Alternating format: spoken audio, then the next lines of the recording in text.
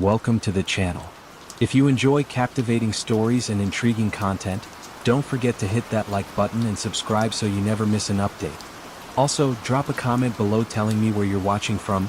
I love seeing the amazing places our community comes from. Thanks for being here, and let's dive in. The envelope slid under the glass doors of PepsiCo's suburban headquarters just before the cleaning crew arrived. A thin rectangle of cream stock that looked harmless enough until the receptionist turned it over and read the neat block letters. Formula and future marketing, confidential. Call if you want more. In that single instant, a rivalry older than most of the staff sharpened into something darker, and a routine Monday morning shifted into the first act of a corporate thriller. Security escorted the receptionist to a side office while the facilities manager gingerly opened the envelope. Inside lay 3 glossy pages, each stamped with Coca-Cola's internal watermark. The first contained production specifications, the second a timeline for an upcoming product launch, and the third a phone number with no name. Someone, somewhere, had decided to cash in on one of the fiercest brand secrets in modern business.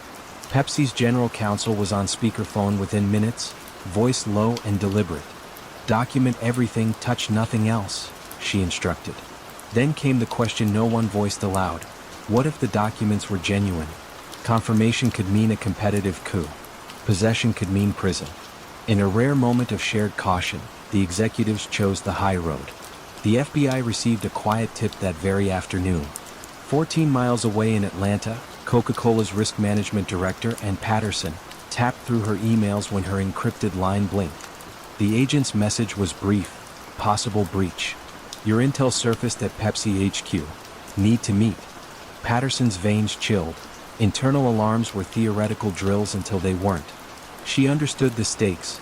Beyond lost revenue and market share was the almost mystical aura of Coke's formula, the cultural currency woven through decades of branding. If that veil lifted, the damage would be existential. That evening, 3 FBI agents walked alongside Patterson through the marble corridors of Coca-Cola Plaza. They reviewed badge logs, CCTV loops, and the chain of custody for every lab copy of the formula. By midnight, suspicion narrowed to a handful of staff with both lab clearance and access to next quarter marketing decks. One name rose fastest: Joya Williams, administrative assistant to a senior director, a role close enough to secrets to hear them whispered yet junior enough to feel invisible.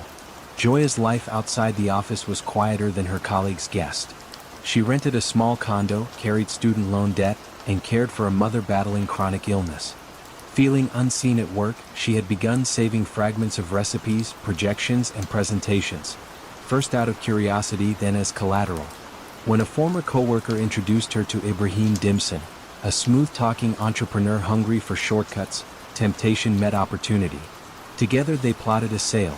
$1.5 million in exchange for Coke's proprietary files, sold to Pepsi through a covert handoff. Dimson found a broker, his friend Edmund, to place the bait. What Joya did not know was that Edmund, wary of the plan's audacity, had panicked and phoned Pepsi's security line anonymously, hoping to scare them straight. Instead of a windfall, the trio triggered a federal sting. 2 days after the envelope arrived, Joya sat at her desk past sunset, pretending to reconcile calendars while waiting for Dimson's signal. When her phone buzzed, the message was terse: meeting confirmed. Tomorrow 10 a.m. Target asks $30K sample. She exhaled in a rush. $30,000 up front for a taste of the treasure. That was Dimson's negotiation. She pictured medical bills dissolving and a life beyond fluorescent cubicles. Across town, an undercover FBI agent prepared a counterfeit boardroom, complete with Pepsi logos and a briefcase packed with marked bills. Hidden cameras angled toward the chair where Joya would sit. The agent rehearsed his script: show interest, request verification, and make the arrest once the documents changed hands. Procedure was clear, yet he felt the private weight of watching someone cross the line for reasons not wholly villainous. On Wednesday morning, rain glazed the city streets. Joya wore a navy trench coat and tucked the original formula sheets inside a red folder. At 9:55 a.m., she entered the leased office suite, pulse fluttering. Dimson greeted her, sunglasses perched on his head like an actor offset. The broker, really special agent Fred Miller, smiled and gestured to the table. "Let's do this efficiently," he said, voice even. Joya placed the folder before him. "That's a fraction of what I can get," she murmured. Miller opened it slowly, eyes scanning the ornate chemistry notations and production tolerances. He nodded toward a subordinate, who snapped photographs for verification. Then he slid the briefcase across. Joya flicked the latches, saw the neatly stacked bills, and felt a lightness bloom in her chest, until the metal door behind her clanged shut. "Federal Bureau of Investigation," Miller announced, badge raised. Dimson's jaw slackened. Joya's hands froze above the money, as though another inch might reverse time. Agents emerged from a side room, cuffing both conspirators. The moment was oddly hushed, the only sound the low hum of fluorescent lighting. News of the arrest reached Coca-Cola by noon. Patterson gathered her crisis team, but relief tempered their anxiety. The breach was contained, the formula still cloaked. Pepsi issued a terse statement commending law enforcement and reiterating respect for trade secrets. Unspoken was the gratitude that the temptation had been intercepted before ethical lines blurred further. In court, prosecutors depicted a plot driven by greed, while defense counsel painted Joya as a pawn crushed by debt and desperation. The jury needed just 2 hours to convict. Dimson received 5 years, Joya 8. The judge, though stern, acknowledged the human undercurrent. Ambition curdled by circumstance, trust broken in the corridors of commerce.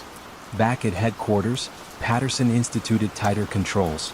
Additional encryption layers, rotating clearance audits, wellness checks for financially pressured employees. She knew no system was foolproof, yet the episode stood as a parable. The greatest vulnerabilities in any fortress were the hearts beating inside it. Years later, visitors walking through Coca-Cola's lobby still debated whether the secret formula sat in a locked vault displayed under soft lights or in unmarked binders far from view.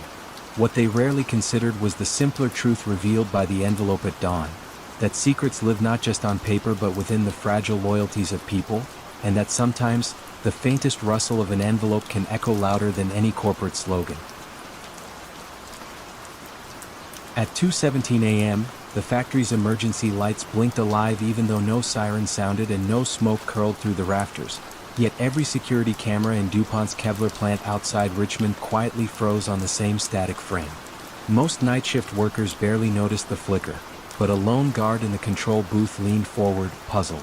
A moment later, the camera snapped back, the monitors resumed their quiet glow, and the guard chalked it up to a power hiccup. What he could not know was that a data heist had just threaded its way through that brief blackout, a handful of silent seconds that would erupt into an international legal war. For decades, DuPont's golden fiber, Kevlar, had draped soldiers, police officers, and astronauts in a near-mythic weave of strength and lightness. The company guarded its spinning parameters the way an ancient guild guarded family spells. Line speeds, polymer ratios, finishing baths. Those secrets translated to billions in sales and, more intangibly, to trust. Once foreign competitors cracked the code, bulletproof vests everywhere might be laced with cheaper threads, and DuPont would become just another name in the background of history. Miles from Richmond, in a tidy suburb of Seoul, a senior executive at Colon Industries paced his living room long after midnight, phone pressed to his ear. He spoke in low, urgent Korean. "Is the package moving?" The voice on the other end, a former DuPont engineer named Michael, answered in measured English. "I told you the lights hiccuped. That means the extraction script ran. Give me 2 days and you'll have everything." Michael Mitchell had once worn his DuPont badge with fierce pride. But after downsizing nudged him out, pride curdled into something brittle. Colon's recruiter reached him at a vulnerable moment, offering a 6-figure retainer and the chance to lead a new high-performance fiber division. Mitchell accepted, rationalizing that every industry swapped talent. Loyal only to his mortgage and tuition bills, he checked his conscience at the airport gate. Colon's plan was elegant in its simplicity. Seed former DuPont employees across benign-sounding consulting firms, keep them in touch through disposable email accounts, and siphon the recipe a strand at a time. But Mitchell itched for a shortcut. During a reunion barbecue with an ex-colleague still inside DuPont, he learned of a rarely updated backup server connected to older security cameras, an overlooked conduit into the heart of the process control network. Mitchell's next step was to bribe a junior IT contractor, promising him a year's salary in Bitcoin for one routine maintenance reboot. That is why, on a humid summer night, the cameras froze while a thumb-sized dongle buried in the server rack pushed dozens of operating parameters, temperature curves, tension values, extrusion nozzle designs, onto an encrypted drive. The guard finished his coffee, unaware that millions of lines of data had ghosted past on invisible rails. 2 weeks later, the first hint of trouble surfaced not in Richmond but in Dusseldorf, where a DuPont sales manager studying trade show prototypes noticed a rival booth displaying sample swatches suspiciously similar in sheen and weave to Kevlar XP, a grade launched only months earlier. The badge on the booth read, Advanced Safety Fibers. The samples looked too close, almost like photographs of DuPont's own product. She pocketed one and shipped it overnight to the laboratory in Delaware.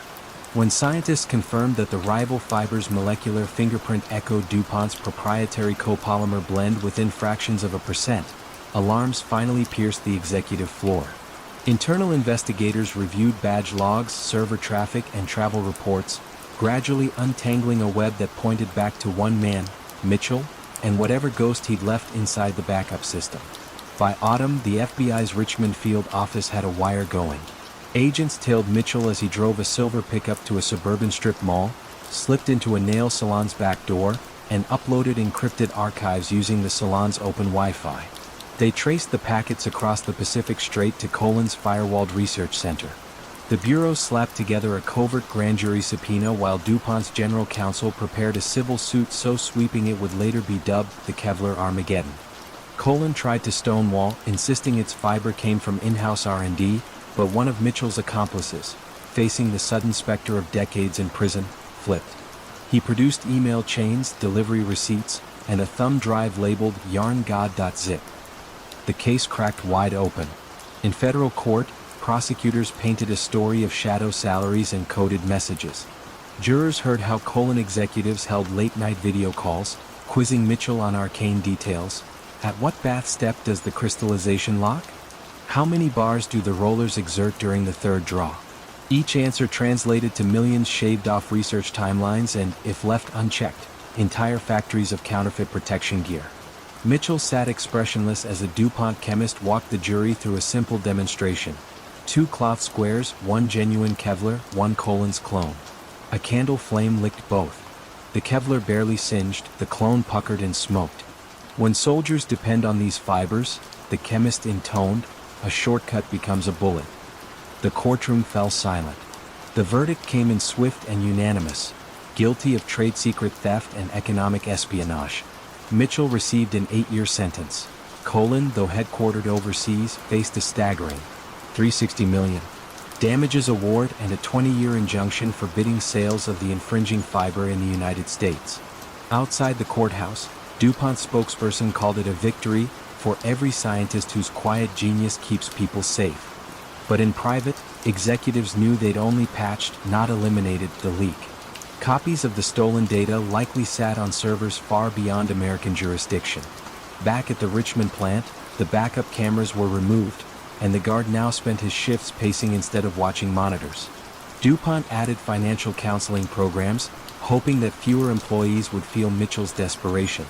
Still, each time the factory lights flickered, even for a second, an uneasy hush passed over the floor. A shared awareness that trust, once hacked, never quite reinstalls clean. Long after midnight, the Kevlar threads continued sliding through the looms, whispering through steel guides like reeds in a dark wind. They carried the weight of every secret still intact and every betrayal waiting, perhaps, in the next fractional blink of light.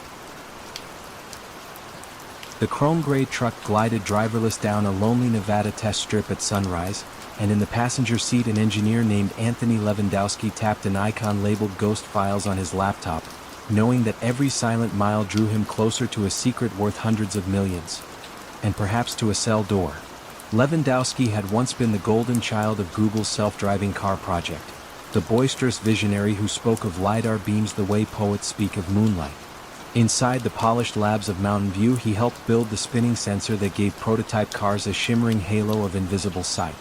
But vision in Silicon Valley is never enough. Patents, stock grants, and whisper-level influence orbit the real currency: raw, proprietary data.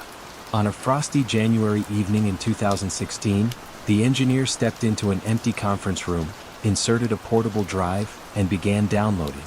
/14000 design files, calibration charts, and cost models slid across the network like beads on a wire. The transfer took less than 8 minutes. When it finished, Lewandowski erased the logs, pocketed the drive, and walked out as casually as if he had refilled a coffee cup. Weeks later he resigned, citing the hunger to move faster. He founded a startup named Otto, publicly framed as a scrappy garage crew determined to retrofit long-haul trucks with autonomy. Behind closed doors, investors whispered that Otto felt suspiciously mature. Its LiDAR boards were almost production-ready, its code base startlingly polished. Uber, desperate not to fall behind in the coming driverless race, paid $680 million to buy the newborn company after only 7 months of life.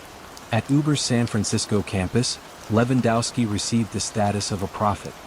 He wore hoodies, rode an electric unicycle down hallways, and hosted late-night pizza reviews of sensor schematics. Yet small anomalies started breeding rumors.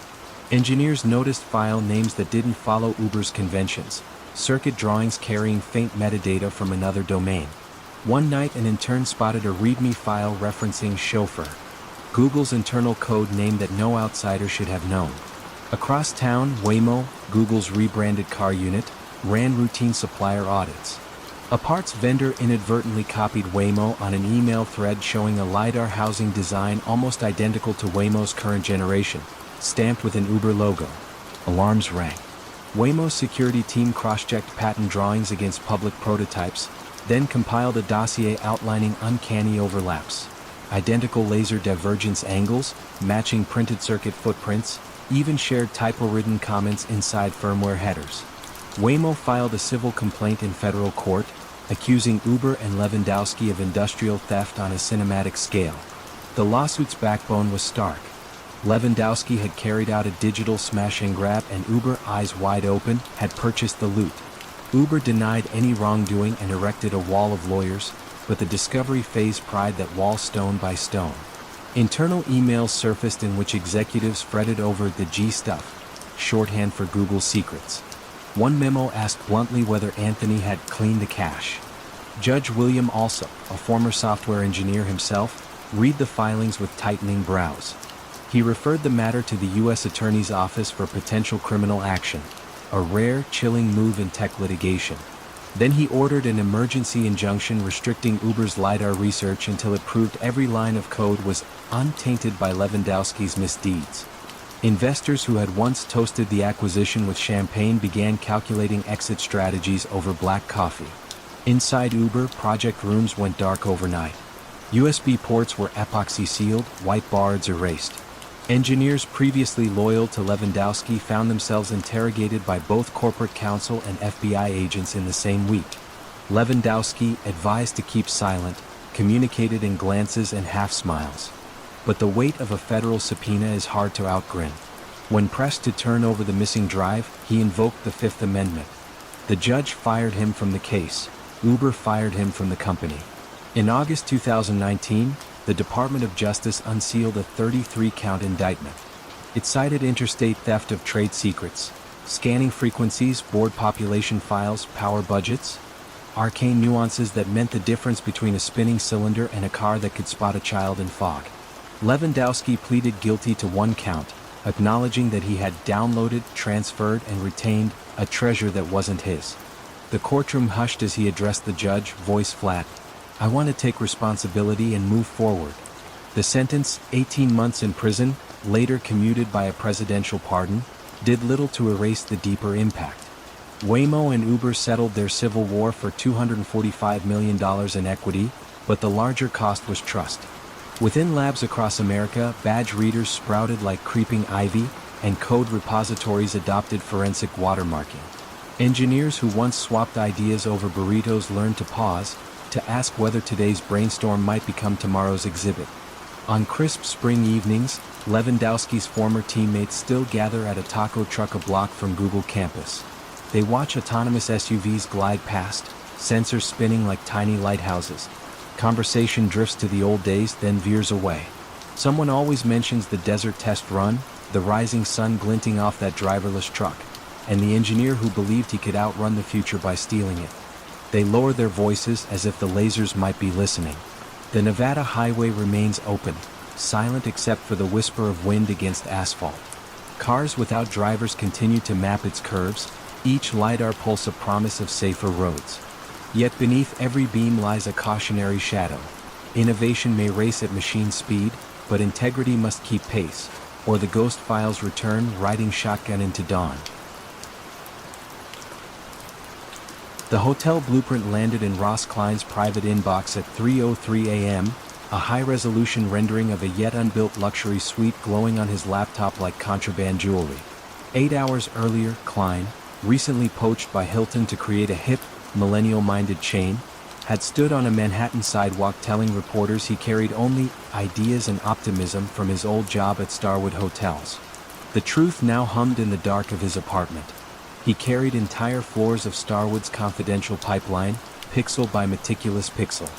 For nearly a decade, Starwood had ruled the boutique hotel boom with its W brand, candles that smelled of cedar and rain, lobbies that doubled as nightclubs, room service menus citing local farms.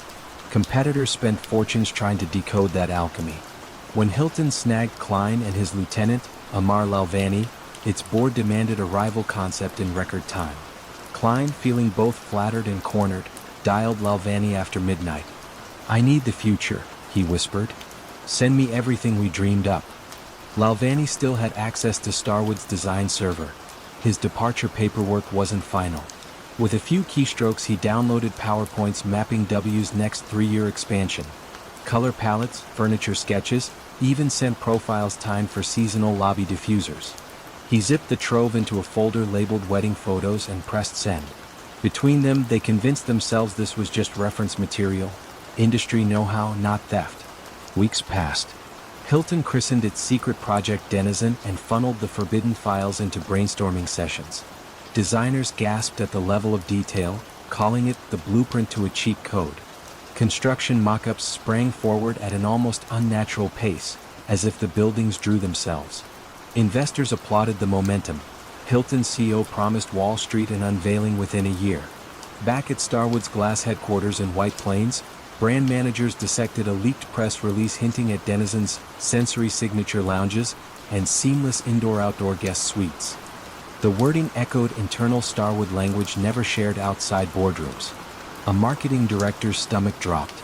She alerted legal, who subpoenaed the careers pages of LinkedIn and spotted a migration pattern. Half a dozen Starwood staff had jumped to Hilton in the same fortnight, all touching future concept designs. Starwood hired a digital forensics firm. The team traced metadata on photos posted by Hilton recruiters, fabric swatches, sculptural chairs, finding identical hash values to images inside Starwood's secure repository. It was as if someone had photocopied the company's imagination. In March 2009, Starwood filed a civil complaint in federal court, accusing Hilton and the two executives of theft on a corporate scale unlike any witnessed in the hospitality industry. The document alleged 100,000 stolen files. Reporters swarmed lobbies from Times Square to San Francisco, snapping pictures of bellhops who knew nothing about the shadow war above their pay grade. Hilton went into lockdown. Executives were ordered to preserve every laptop, BlackBerry, and cocktail napkin doodle. The company's general counsel, stunned by the breadth of the allegations, terminated the Denizen project overnight. Construction crews in Austin and Chicago received abrupt stop-work orders. Designers watched months of fevered progress vanish in a single email.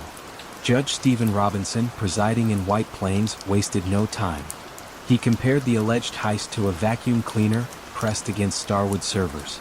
In one pretrial hearing, Starwood's attorney slid across the bench a color board Hilton planned to use, identical to Starwood's unreleased spring palette, down to the Pantone code named Silver Whisper. Hilton's lead counsel shifted in his seat, understanding the optics. Creativity rarely duplicates itself so perfectly. Ross Klein and Amar Lalvani invoked the Fifth Amendment when asked who first suggested copying files.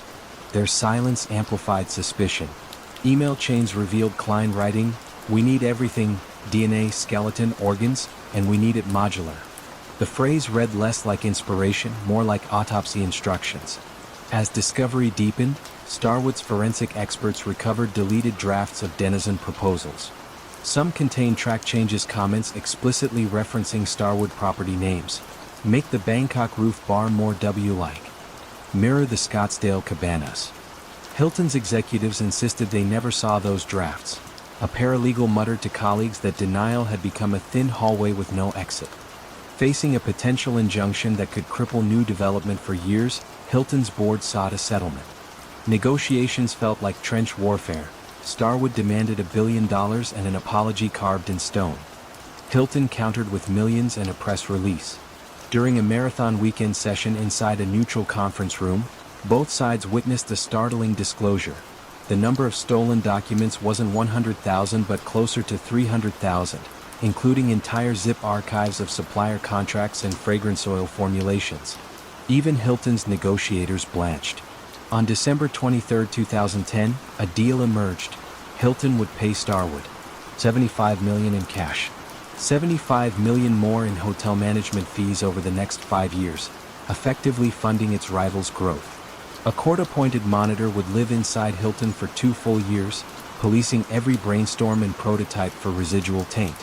Denizen remained shelved, its brand assets sealed in legal amber. Klein and Lalvani left Hilton under quiet agreements.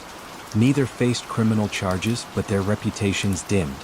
In industry circles, their once gleaming names carried an asterisk, a reminder that brilliance unchecked can scorch the hands that reach for it.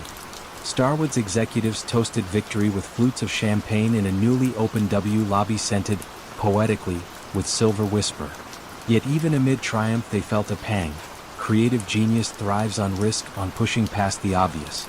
Locking every door too tightly might suffocate the very spark that birthed West in the first place. Years later, travelers stepping into Hilton's newer lifestyle brands may detect echoes of Denizen. A curated playlist, a leather headboard studded in matte brass. Nothing directly incriminating, just faint fingerprints of a dream that dared not speak its source. Starwood, absorbed into Marriott, continues to innovate under different banners, though designers there still joke about ghost files drifting through the industry like unlabeled luggage on an airport carousel. Meanwhile, in a quiet storage locker somewhere in New York, cardboard boxes stamped Denizen, hold for court collect dust. Inside, the pilfered blueprints lie frozen at 3:03 a.m., waiting for a dawn that will never come, a reminder that in hospitality, as in espionage, the walls may have ears, but it's the inbox that rarely sleeps. The alarm that mattered didn't wail or flash. It appeared as a single missing wafer in the dawn inventory, a hair-thin scratch on perfection that hinted a living hand had reached into a realm meant only for robots and filtered air. At ASML's headquarters in Veldhoven, the Netherlands, every wafer increment represented not just silicon but sovereignty. The firm's lithography machines, monolithic frames surrounded by violet lasers, etched the pathways that let chips think faster than thought itself. Their latest crown jewel, extreme ultraviolet lithography, felt almost mythic. Light so pure it sliced circuits smaller than a virus. Nations calculated their futures on whether they could buy, copy, or block this technology. In that tense twilight, a vanishing wafer was a tremor along a fault line no one saw until it split. Floor managers followed protocol. Seal doors, review shift logs, pull video feeds. Nothing showed a breach. The cameras saw only hermetic suits gliding like ghosts and robots sliding cassettes with metronomic calm. Yet the wafer, etched with experimental patterns never released outside the lab, was undeniably gone. 2 days later, Security Chief Marieke van Doren convened a silent conference around images projected in grayscale. She highlighted oddities, a technician badge that pinged twice in 2 cities on the same evening, an access card that read maintenance, yet belonged to no maintenance worker, an external hard drive plugged in during what the log called a firmware update. All threads led to one name, Dr. Victor Pohl, a German process engineer who spoke 5 languages softly and shook hands like he was afraid to break yours. Pohl's resume glowed, Fraunhofer Institute, MIT postdoc, impeccable references. Yet his contract came up for renewal in 6 weeks, and he had recently declined a promotion. Instead, he'd been seen taking long walks during lunch, phone pressed tight to his cheek, speaking in clipped phrases that cut off when colleagues approached. A human resources intern remembered Pohl requesting an unusual number of company-paid USB sticks, claiming he needed them for offline simulations. At 4:11 a.m. on a Thursday, customs officers at Schiphol Airport scanned a black suitcase flagged for secondary inspection. Inside they found suits, books on Dutch medieval art, and 15 glass wafers taped beneath the lining like delicate smuggled moons. The passenger of record was not Pol but a mild-mannered consultant named René Meyer, ostensibly flying to a trade show in Prague. SML executives, phoned before sunrise, felt the floor tilt. Meyer had visited the clean room only once, weeks earlier, escorted by none other than Pol. Dutch counterintelligence joined the puzzle. Their analysts traced encrypted messages from Pol's apartment to an office building in Dresden newly rented by Phoenix Micro, a startup publicly touting revolutionary EUV alternatives. Behind Phoenix Micro, investigators found shell corporations that looped, like entwined snakes, back to a Chinese state-owned semiconductor conglomerate hungry to bypass export bans. An unmarked van arrived at Pol's townhouse just past midnight. He answered the door in slippers, eyes wide but unsurprised, as if some inner metronome had finally clicked to zero. Agents photographed his study. Binders of optical path diagrams, notebooks crowded with laser mirror angles, flash drives labeled in fountain pen. The drives held gigabytes of proprietary blueprints, everything from lens coating recipes to maintenance manuals intended for machines not yet built. Under interrogation, Pol spoke with mathematician precision. He insisted he stole nothing. He merely archived his life's work before leaving a job whose corporate politics stifled genius. He claimed the wafers showed personal experiments unrelated to ASML's roadmap. But when agents presented emails begging Phoenix Micro for swift extraction terms and support with relocation to an unrestricted jurisdiction, his rhetoric cracked. He asked for water, then a lawyer, then silence. SML's board confronted a dilemma: pursue full public prosecution and risk revealing still secret breakthroughs in open court, or settle quietly and let rumor fill the gaps. European ministers called, urging discretion. Washington called, urging example setting. Ultimately, ASML opted for daylight. They filed a criminal complaint in Dutch court and a civil suit in Dusseldorf, where Pol held citizenship. The charges framed the theft not just as corporate betrayal but as an attack on Europe's technological backbone. Court proceedings attracted journalists the way bright lights draw moths. Headlines pictured Pol, pale and tidy, beside captions crying "Silicon Heist of the Century." Prosecutors avoided deep dive into optics physics. Instead, they showed a photo of one stolen wafer under magnification. Maze-like, iridescent, unmistakably ASML's proprietary test pattern. A factory trainer explained in plain language how that pattern let engineers teach light to write the future. The jury leaned forward. Even the judge's face softened at the metaphor. The verdict arrived after 10 hours. Guilty of economic espionage and trade secret theft. Pol received 7 years in prison, while Phoenix Micro, served through European subsidiaries, faced injunctions that froze its assets across the EU. The mild consultant Meyer negotiated a reduced sentence in exchange for testimony. He admitted he never understood half of what he carried. He just liked the money and the air of adventure. Back in Veldhoven, new protocols sprouted like locks on locks. Background rechecks, random pocket searches, AI that mapped badge swipes to gate patterns. Some engineers grumbled that innovation can't bloom in a fortress, yet most accepted the trade-off. They had seen how fragile a miracle could be. Only a few grams of glass stood between breakthrough and black market. On certain nights, when the last tram rattles past and the campus is just a lattice of red standby LEDs, Marieke van Doren still walks the silent hall outside the cleanroom. Through the thick observation window she watches lasers trace violet halos over blank wafers, each pulse a vow of precision. She knows no system is perfect, no loyalty absolute. But for now, the glass holds, the light stays pure, and the future writes itself 1 nanometer at a time, under vigilant eyes that have learned how even a missing sliver of silicon can darken the world. The black screen terminal blinked exactly once, and in that instant a decade of Goldman Sachs trading magic began to flow, line by silent line, into a directory no one in the bank's glass tower had ever heard of. Sergei Aleynikov, a quiet programmer with a pianist's hands, sat inside an after-hours cubicle on the 7th floor of Goldman's Hudson Street data center. He looked like any other developer burning midnight caffeine, but his cursor told a different story. It highlighted a swath of proprietary code, algorithms that shaved fractions of seconds off trades, turning slips of time into rivers of money, then piped it through an encrypted relay to a server registered in Germany under a nonsense name. The transfer took 4 minutes. The advantage hidden inside that code was worth billions. Aleynikov had grown restless in the bank's maze of beige walls. He'd built pieces of the high-frequency trading system himself, watching it mature from cryptic math into a humming engine that could buy and sell thousands of shares before a human blinked. Yet his paycheck felt modest beside the numbers scrolling across traders' monitors. So when a startup called Teza Technologies dangled a package triple his salary and promised academic freedom, he felt something unlock inside him, ambition shading into rationalization. Goldman, fortress-like, rotated logins weekly and forbade external drives. Aleynikov had anticipated that. He broke the code into compressed parcels small enough to masquerade as text files and slipped them through a subroutine labeled backup diagnostics. To anyone skimming metadata, it looked like normal maintenance chatter.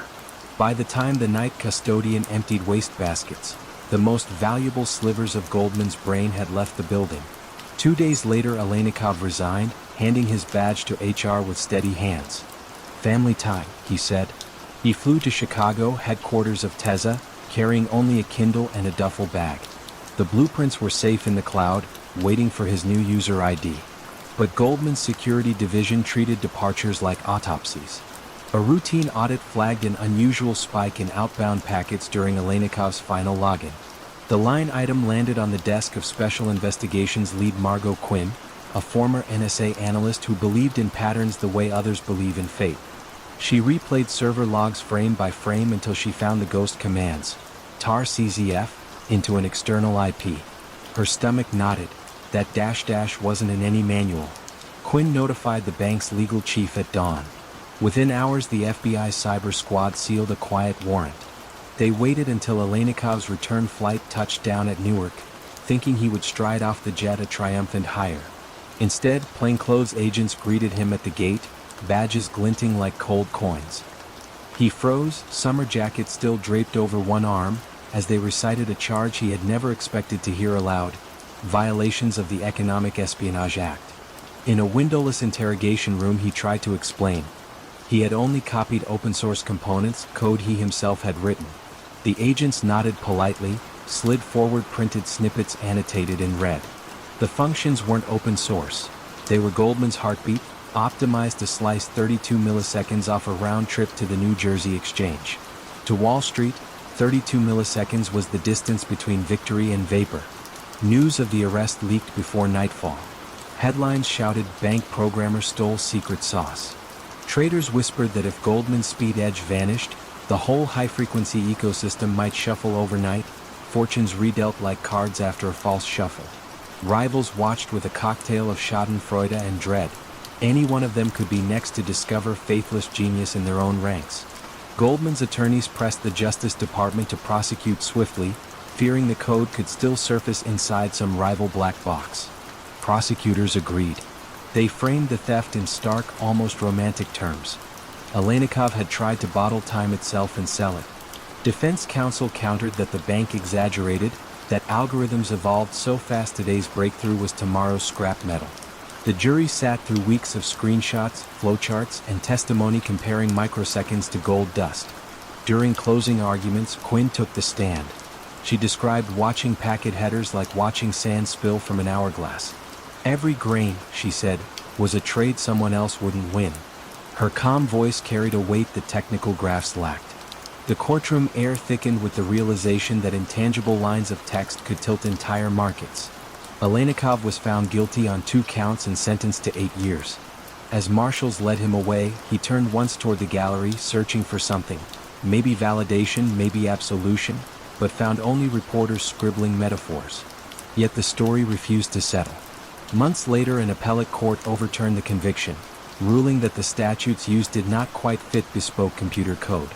For a moment, Aleynikov walked free, a Schrodinger's thief. Goldman, unsatisfied, pushed for new charges under lesser statutes. Another trial, another verdict. Guilty again, this time for unlawful duplication of secret material.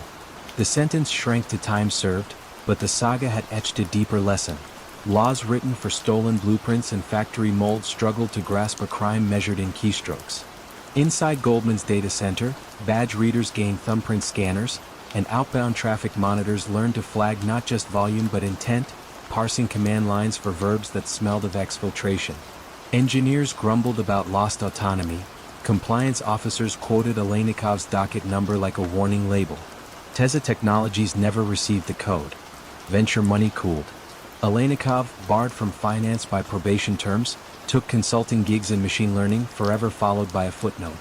Some evenings he plays Debussy on an upright piano in his apartment, hands drifting 32 milliseconds ahead of the beat, then behind, as if searching for a rhythm the world no longer allows him. Quinn, now head of global cyber defense, keeps a framed printout of the original packet log above her desk. A handful of IP addresses marching into darkness. She glances at it whenever a developer says, "Trust me." For she knows better now, knows that in a market where time itself is inventory, the most dangerous heist can fit between two blinks, exactly 32 milliseconds apart. When the midnight train from Detroit clattered into Frankfurt, its most valuable passenger carried nothing but a slim black briefcase. Yet inside that case lay the blueprint for dismantling General Motors from the inside out, bolt by bolt, rebate by rebate. Jose Ignacio Lopez de Ariortua, Super Lopez to admirers, chainsaw to enemies, had spent 6 meteoric years inside GM, slashing costs with an almost surgical ferocity. Suppliers feared his phone calls, executives feared his spreadsheets. But on this chilly spring night in 1993, Lopez wasn't returning from a business trip. He was defecting, summoned by Volkswagen's chairman to replicate GM's cost-cutting magic on German soil. And he brought gifts. Those gifts were not flowers or duty-free chocolates. They were secret GM sourcing contracts, future platform budgets, and a granular map showing which of the company's 30,000 parts could be shaved by pennies without sacrificing safety. The papers were so confidential that even most vice presidents had never seen them. Lopez believed they were his tools, the fruits of his brilliance. GM believed they were crown jewels. The law sided with the company, but the law was still an ocean away. VW greeted Lopez like a conqueror. A chauffeured Audi swept him to Wolfsburg, where CEO Ferdinand Piech offered a corner office, a salary quadruple his GM pay, and carte blanche to rip apart Volkswagen's bloated purchasing system. Within weeks, Lopez installed a new regime: supplier scoreboards, brutal price renegotiation meetings, and a mantra he repeated in staccato English: no mercy, only margin. Parts costs nosedived and the stock inched upward. German reporters hailed a Latin whirlwind. Back in Detroit, whispers began when fax machines spat out termination letters for 3 of Lopez's loyal deputies, engineers who vanished the same week he did. Rumor crystallized into alarm after a GM accountant discovered photocopies missing from a locked file room. The missing folders tracked eerily with Lopez's pet projects: dashboard electronics, seat mechanisms, catalytic converters. GM security compared badge logs and found after-hours entries by the defectors on their final night. One of them had wheeled a cardboard banker's box past the guard, joking it was just personal photos. GM's general counsel authorized a private investigation. Detectives tailed the ex-employees in Germany, noting long dinners with VW procurement chiefs and late-night shredding sessions in an office annex. Then came the smoking gun, a discarded draft contract in a Wolfsburg trash bin bearing GM's internal formatting, minus the watermark. Someone was laundering Detroit documents into Volkswagen templates. Armed with evidence, GM filed a civil suit in a federal court in Detroit and a criminal complaint with the German state prosecutor. The claims were sensational: 20,000 stolen pages, trade secrets worth $1 billion, an international conspiracy led by VW's own board. Michigan's Attorney General added the dramatic phrase, "the largest case of industrial espionage in automotive history." Volkswagen's first response was icy denial. Piech held a press conference flanked by Lopez, both men insisting no illicit documents had crossed the Atlantic. But American discovery rules are relentless. Court orders forced VW to surrender hard drives. Forensic teams uncovered hidden directories titled USA Sourcing and Project G. Inside were scanned pages of GM supplier audits annotated in Lopez's handwriting: delete 7%, we can push harder, redline this clause in German contract. Even German prosecutors could no longer look away. Under mounting pressure, Lopez resigned, only to stage a theatrical exit, railing that GM was punishing him for daring to be efficient. His supporters waved Spanish flags outside the Wolfsburg gates. German tabloids cast him as either martyr or thief depending on political bent. Meanwhile, VW's lawyers eyed the U.S. courtroom with dread. Punitive damages under American law could dwarf any savings Lopez had delivered. Negotiations began in a Zurich hotel suite under strict secrecy. For 48 hours the two automakers haggled over numbers, disclosures, and public wording. Finally, a pact emerged. Volkswagen would pay GM $100 million in cash and agree to buy $1 billion in GM parts over 7 years. More painful than the money was the stipulation that VW submit to an independent monitor, who would audit its purchasing files for 5 years to ensure no tainted data lingered. Lopez himself faced criminal prosecution in Germany for breach of confidence. After a 5-year legal grind, during which he developed a heart condition and wrote a self-justifying memoir, the court issued a suspended sentence and a modest fine. To some, the punishment felt thin. To others, his career lay in ruins, enough justice for one flamboyant lifetime. Inside GM, the mood was less triumphant than wary. Executives replaced loose-leaf binders with encrypted databases and forbade contractors from carrying laptops off campus. Annual security briefings now featured Lopez's passport photo under the caption, "One person can move a mountain of secrets." At Volkswagen, suppliers exhaled relief as the harshest cost-cutting edicts softened under new leadership, but they never forgot how a single briefcase had made boardrooms tremble. Years later, when procurement managers at any automaker caution recruits about NDAs, they still invoke that 1993 night train. They imagine Lopez sitting by the window, Europe sliding past like a dark river, a slim case at his feet humming with possibilities. The tale endures because it straddles a thin line. The difference between a visionary carrying knowledge and a spy carrying evidence. Cross that line at 200 kilometers per hour, and even the most brilliant career can derail before dawn. Somewhere in a locked cabinet deep inside GM headquarters, the original missing pages, now brittle, corners smudged by foreign thumbprints, rest beneath a sheet of archival glass. They are more artifact than asset, a reminder that in global competition, the distance between Detroit and Wolfsburg is measured not in miles but in secrets, and in how swiftly a briefcase can cross the Rhine while the world still sleeps. The conference invitation seemed almost dull. A single paragraph asking Dr. Evan Grant, materials scientist at GE Aviation's Cincinnati campus, to present his latest findings on composite fan blades at Nanjing University of Aeronautics. Yet the attachment, an itinerary in immaculate English, contained one tiny anomaly, an embedded image 9 times larger than necessary as though hiding something in its folds. GE's security filter flagged the file, and in that innocuous glitch the fuse of an international espionage case began to burn.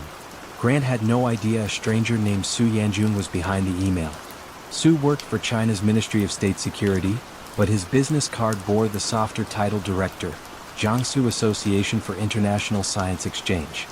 For 3 years he had combed LinkedIn, targeting Western engineers with flattery, honoraria, and the promise of cultured tours through bamboo gardens. Some accepted the junkets, shared only travel photos, and went home. Others, nudged by cash envelopes, offered PowerPoints stitched with sensitive data. Su wanted far more. The recipe for GE's woven carbon fan blades, so light they saved airlines billions in fuel, so hard to replicate they might give the U.S. aerospace lead for another decade. Security Chief Dana Morales examined the oversized image and found it held a second PDF, steganographically tucked behind pixels. The hidden file listed talking points Grant was expected to cover: curing temperatures, resin suppliers, ultrasonic inspection tolerances. No academic would need such granularity. Morales quietly alerted the FBI's Cincinnati field office. Agents compared notes with colleagues in Belgium, where 3 Safran engineers had reported similar lures. A name surfaced in every invitation: Zhang Hui, Su's preferred alias. Rather than block the approach, the FBI proposed a sting. Grant agreed, nerves taut, to play along. He replied that he could not travel but would be delighted to host Professor Zhang at a pre-seminar discussion in Dayton, home of the National Air Force Museum. Harmless, patriotic cover. Su, believing the fish was hooked, booked a flight under a fresh alias: Chu Hui Research Fellow. He did not know U.S. agents were already coordinating with Belgian counterparts tracking his real passport. In April 2018, Sue landed in Brussels first, planning to meet a second target from Saffron. Belgian state security, acting on the FBI tip, shadowed him from baggage claim to a chain hotel near the Grand Place. Inside, microphones caught snippets of Mandarin phone calls. Obtain structural layout. Bring autoclave cycle. Each phrase tightened the net. 2 nights later, Sue answered a knock expecting a Saffron contact. Instead, Belgian federal police filled the doorway. He reached for a phone. An officer's hand closed gently but firmly on his wrist. In his backpack they found a gift-wrapped hard drive, label already printed with Grant's name. Extradition battles usually stretch for years, yet Belgium agreed within 6 months. The first nation ever to hand a Chinese intelligence officer to the United States. Cameras captured Sue in cuffs at Cincinnati/Northern Kentucky Airport, expression unreadable beneath wire-rimmed glasses. The Justice Department charged him with economic espionage, detailing how he coaxed engineers overseas, paid stipends, and shipped laptops preloaded with malware to suck down whole directories the moment Wi-Fi connected. Prosecutors dubbed the affair Operation Turbine. G's attorneys, usually circumspect, supplied stark affidavits. The composite blade strength-to-weight ratio, once public, could leapfrog rival jetliners and redirect billions in aircraft orders, an advantage that took 15 years and untold research dollars to earn. In federal court, Sue's defense argued he was merely a bureaucrat facilitating academic exchange. The jury watched recording after recording of him scripting desired deliverables and coaching recruits to mask employer names on slides. One transcript sealed his fate. Sue, reassuring a hesitant Boeing subcontractor, wrote, "Use personal email, IT scans corporate attachments. Rename files family photos." The simplicity chilled even seasoned jurors. Evan Grant testified last, calm but taut. He recounted how a single ply orientation, if disclosed, could cascade into lighter wings, farther ranges, different wars. He described stepping into G's Blade Lab at dawn, hearing carbon ribbons slap looms like muted drums, knowing every strand wove 3 countries' air power. "People think secrets are blueprints," he said, voice catching. "Sometimes they're just angles, 7 degrees one way, 11 the other, but they change the world." After 8 days, the jury returned guilty on all counts. Sue received a 20-year sentence. The longest ever imposed for corporate spying in the U.S. courtroom gallery remained silent as marshals led him away. No embassy official attended the verdict. Behind G's guarded turnstiles, life resumed, yet something subtle had shifted. Engineers who once swapped insights over coffee now paused, checking badges first. Cyber teams installed anomaly detection AI tuned not just for kilobyte spikes but for odd image-to-file ratios. The wrinkle that exposed Sue. Dana Morales added a plaque beside the SOC monitors. A blown-up section of that very invitation, arrow pointing to the bloated JPEG. Beneath it a line from Grant's testimony, "Angles change the world."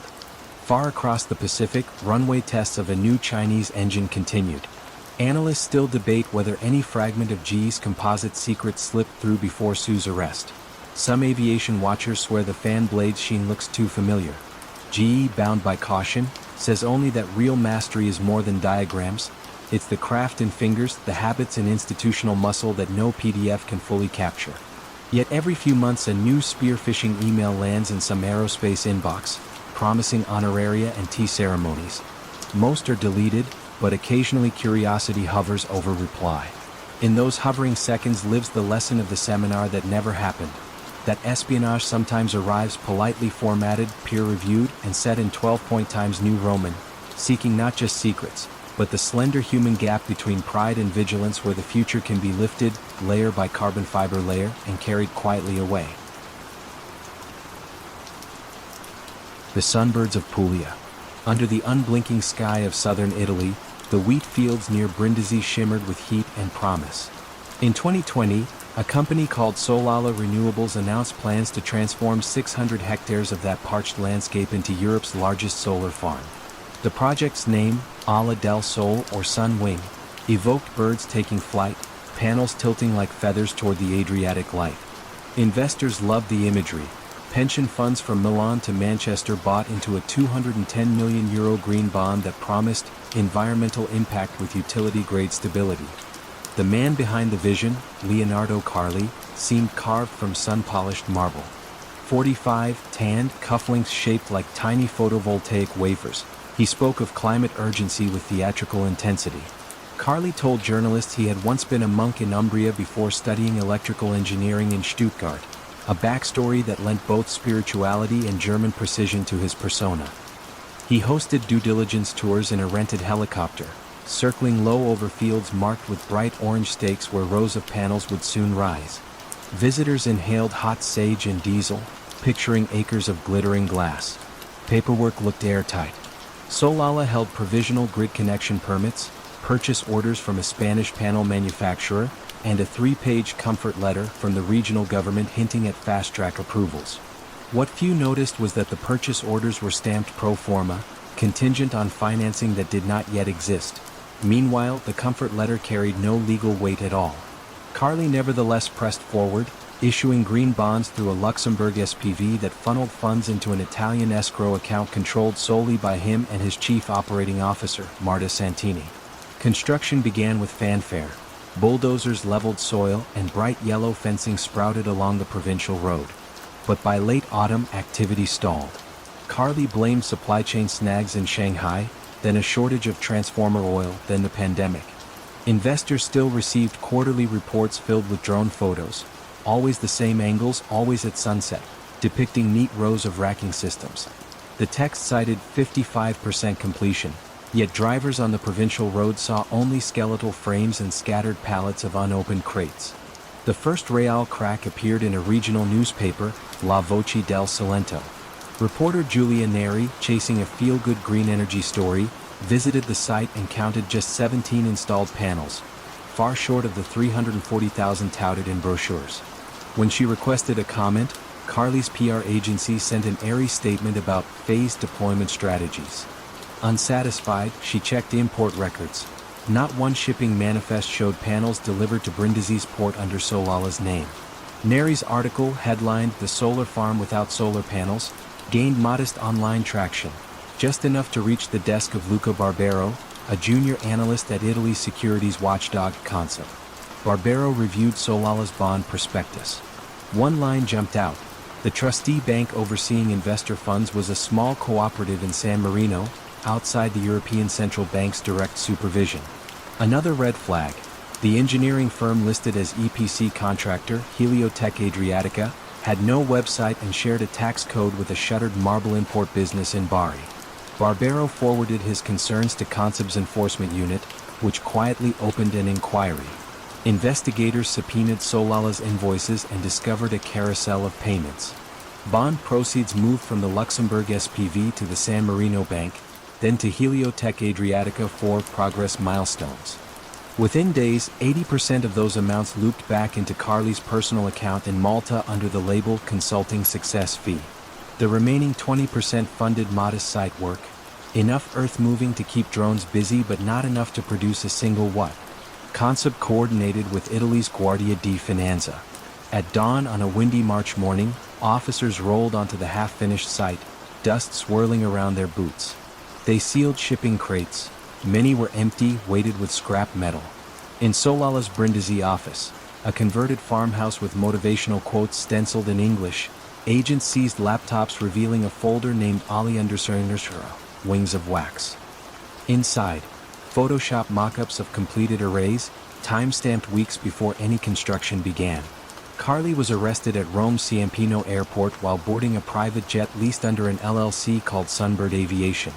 In his briefcase, a Swiss bank fob, a monograph on St. Francis, and a check for €4 million made out to a yacht broker in Monaco. Santini surrendered 2 days later, claiming she believed the project genuine until administrative delays multiplied.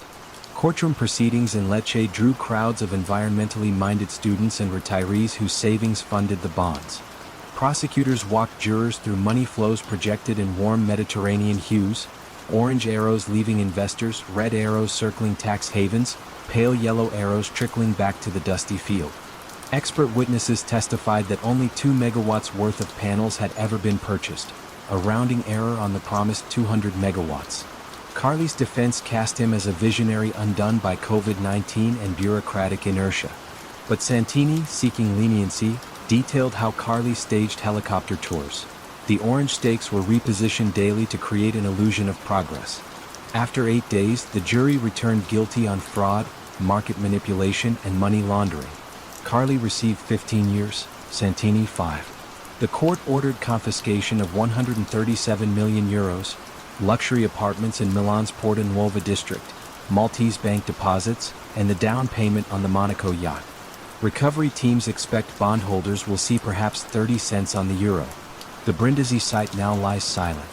Racks tilt toward the sun with nothing to catch its rays, like skeletal wings frozen mid-beat.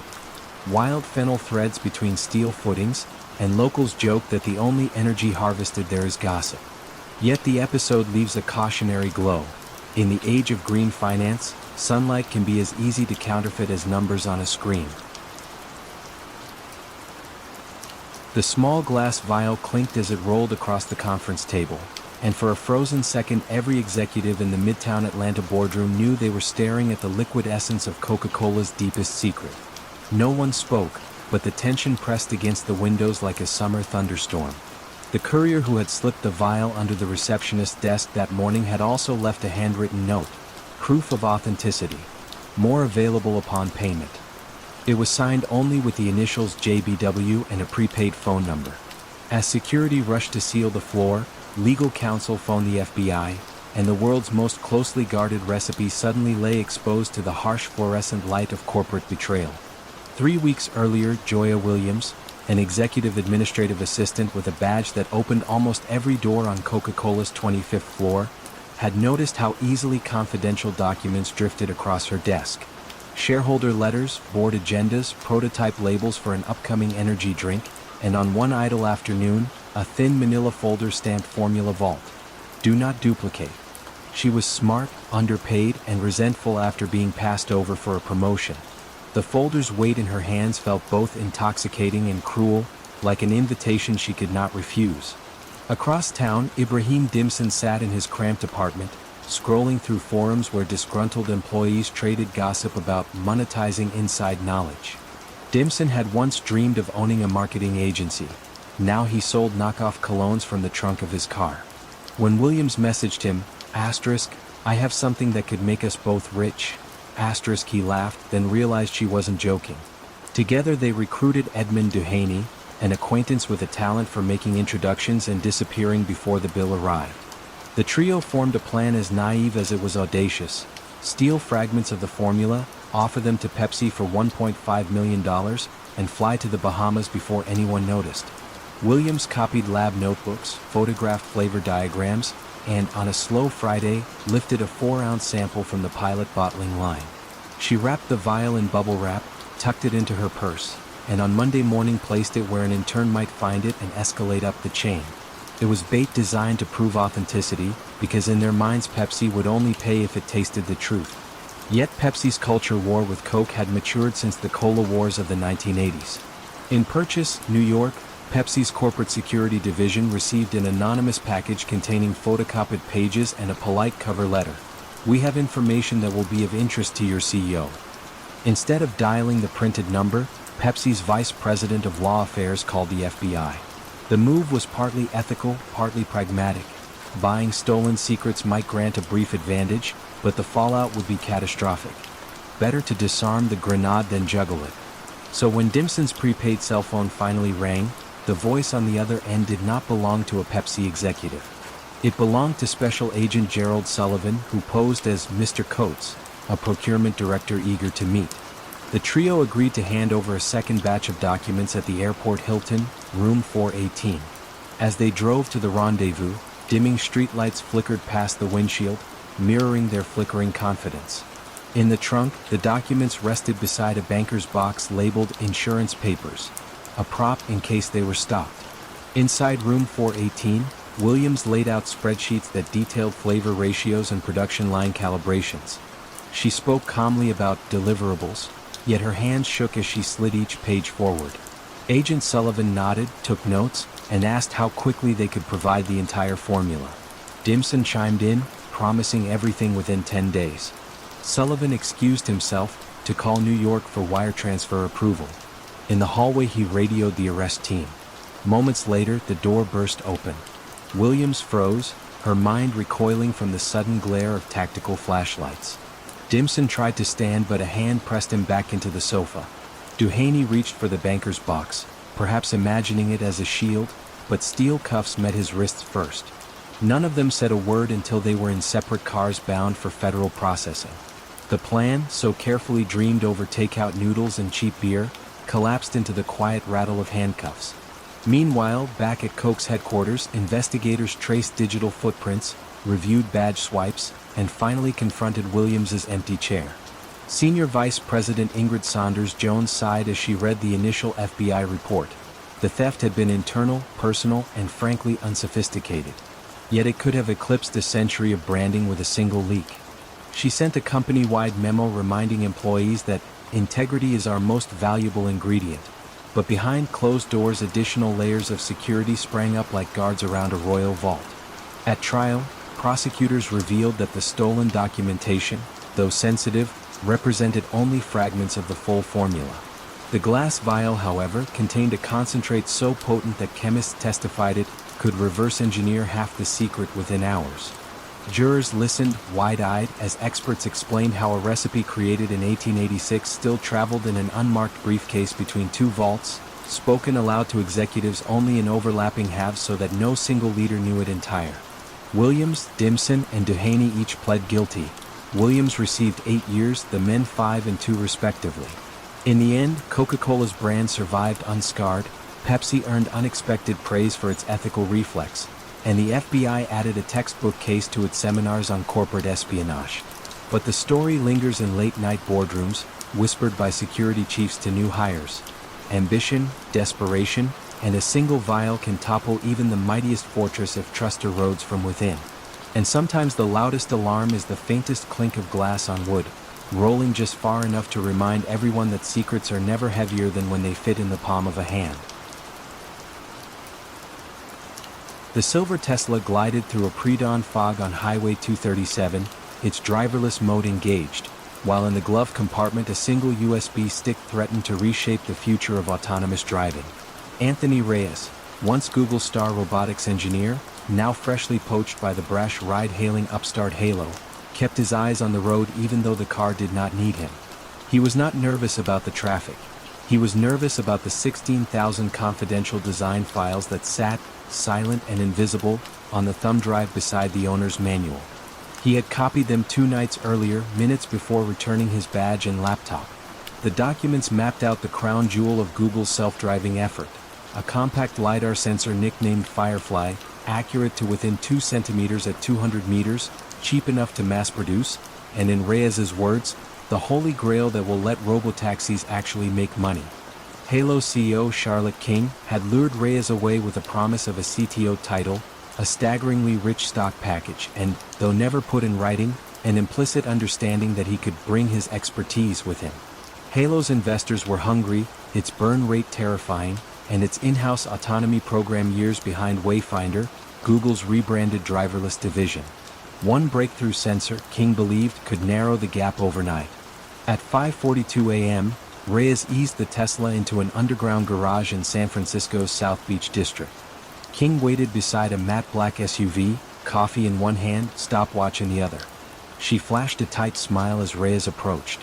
"You have it?" He tapped the glove box. "All of it. Schematics, firmware, calibration tables, even the supply chain contacts."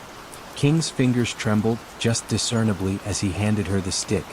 She slipped it into a slim, unmarked envelope and nodded toward the SUV. "Get in. We'll review it at the lab."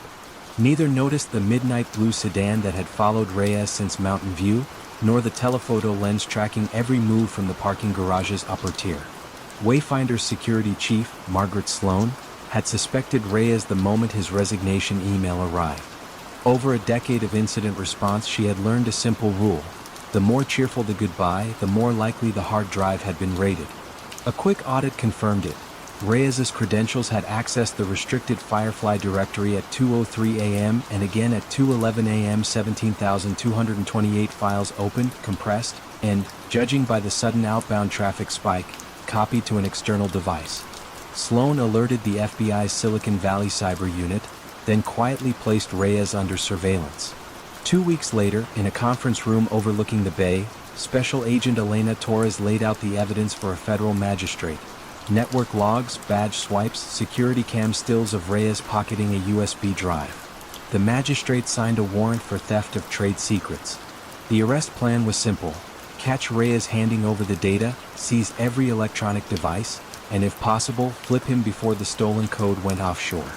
What Torres did not anticipate was Charlotte King's personal involvement. Inside Halo's converted warehouse, Reyes slid the stick into a secure workstation. As file trees populated the screen, King exhaled as if surfacing from deep water. "This," she murmured, "is the end of the steering wheel." Reyes chuckled, but the humor dissolved when the lab doors crashed open and a dozen agents in blue windbreakers flooded the room. "FBI. Nobody move." King froze. Reyes instinctively reached to eject the drive, but two agents pinned his arms. They bagged the workstation, the stick, and every laptop in sight. King, flanked by lawyers that materialized almost magically, barked that Halo had no idea the data was stolen. Torres raised an eyebrow. Non-disclosure agreements in Reyes's personnel file painted a damning picture. In custody, Reyes oscillated between defiance and regret. He insisted Google owed him fair compensation, that Firefly was his baby, that he had merely taken work he created. Torres answered with a printout of the U.S. Economic Espionage Act.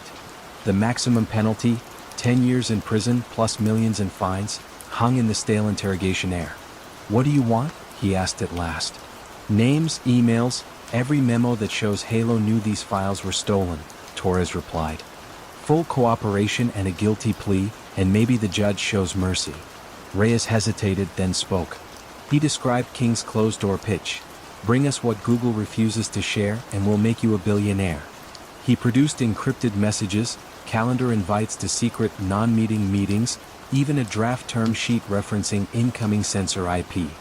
It was, Torres realized, more than enough to paint Halo as a willing co-conspirator. When the indictment dropped, Silicon Valley gasped. The document alleged that Halo had built a clandestine Project Atlas, whose sole purpose was to reverse engineer Wayfinder hardware. Investors fled. The board forced King to resign. Wayfinder, in an unusually restrained press release, said only that it appreciated the swift action of federal authorities. Behind the scenes, Margaret Sloan allowed herself a rare, thin smile. Months later, in a San Jose courtroom paneled with blonde wood, Reyes pleaded guilty. He spoke softly, saying he had acted out of frustration, ambition, and the naive belief that technological progress excused cutting corners. The judge sentenced him to 30 months in federal prison and ordered $14 million in restitution. King, fighting her own charges, settled civilly and accepted a lifetime ban from serving as an officer in any publicly traded company. Wayfinder, though triumphant, did not celebrate.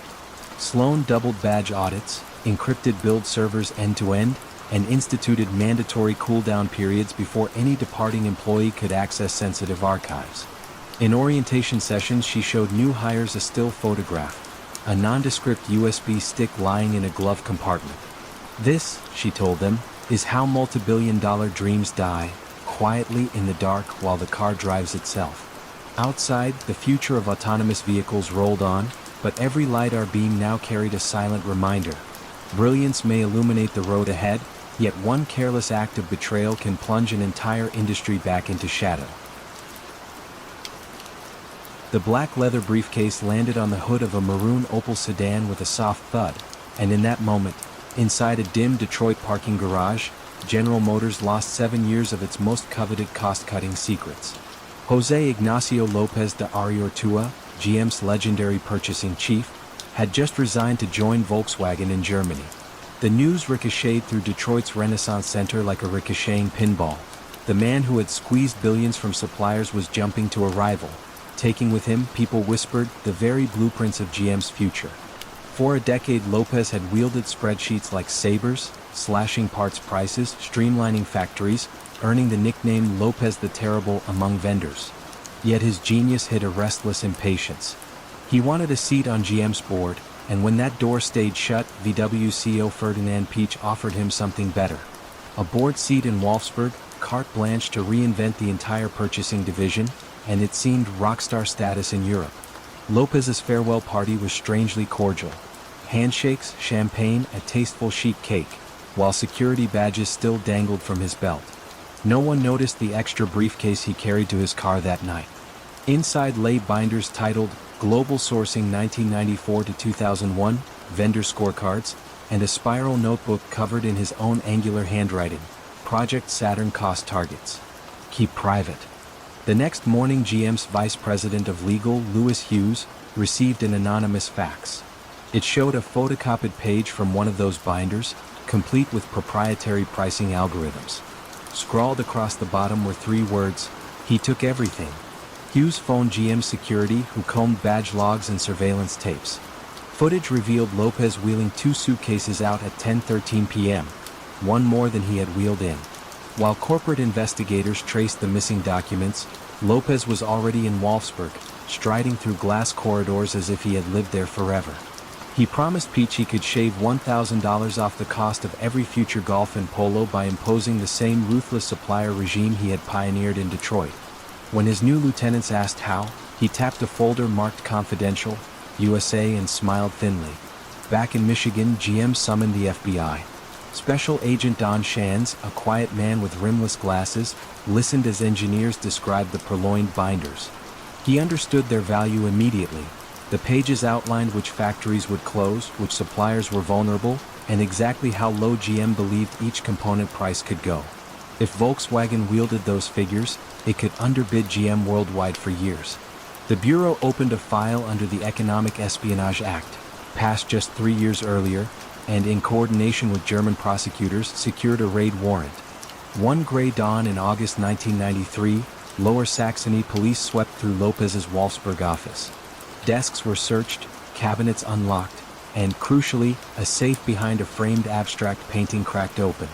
Inside lay dozens of files bearing GM logos. Lopez stood rigid, arms folded, insisting that the material was personal study notes. Officers cataloged every page, sealed them in tamper-evident bags, and carried them out under the curious eyes of VW staff. The story erupted. German tabloids called it Operation Documents.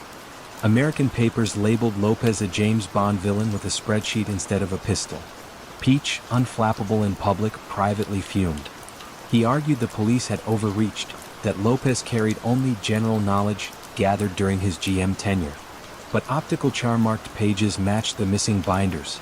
There was no plausible deniability. GM filed a civil lawsuit in a U.S. federal court, alleging theft of trade secrets and racketeering. The complaint spanned 160 pages, each more damning than the last. Volkswagen's share price dipped. Suppliers wondered whether to freeze bids. The German government, partial owner of VW, braced for diplomatic friction. As depositions loomed, Lopez retreated from public view, commuting between lawyers' offices in Munich and a secluded farmhouse in the Basque Country. There, among rolling hills, he pored over transcripts, rehearsing answers that walked the knife edge between bravado and perjury. He insisted he had carried the files only to benchmark VW's costs. He intended to return or destroy them once he had internalized the lessons. The explanation impressed no one. 2 years dragged on. At one mediation session in Detroit, GM's chief counsel slid a photo across the polished mahogany table.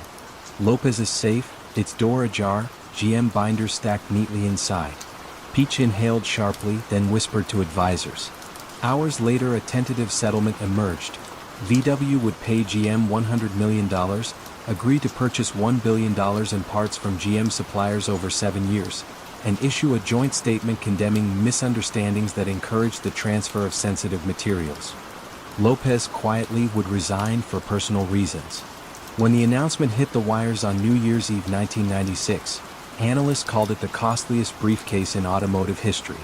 GM hailed the agreement as a warning shot to anyone plotting to walk away with proprietary data.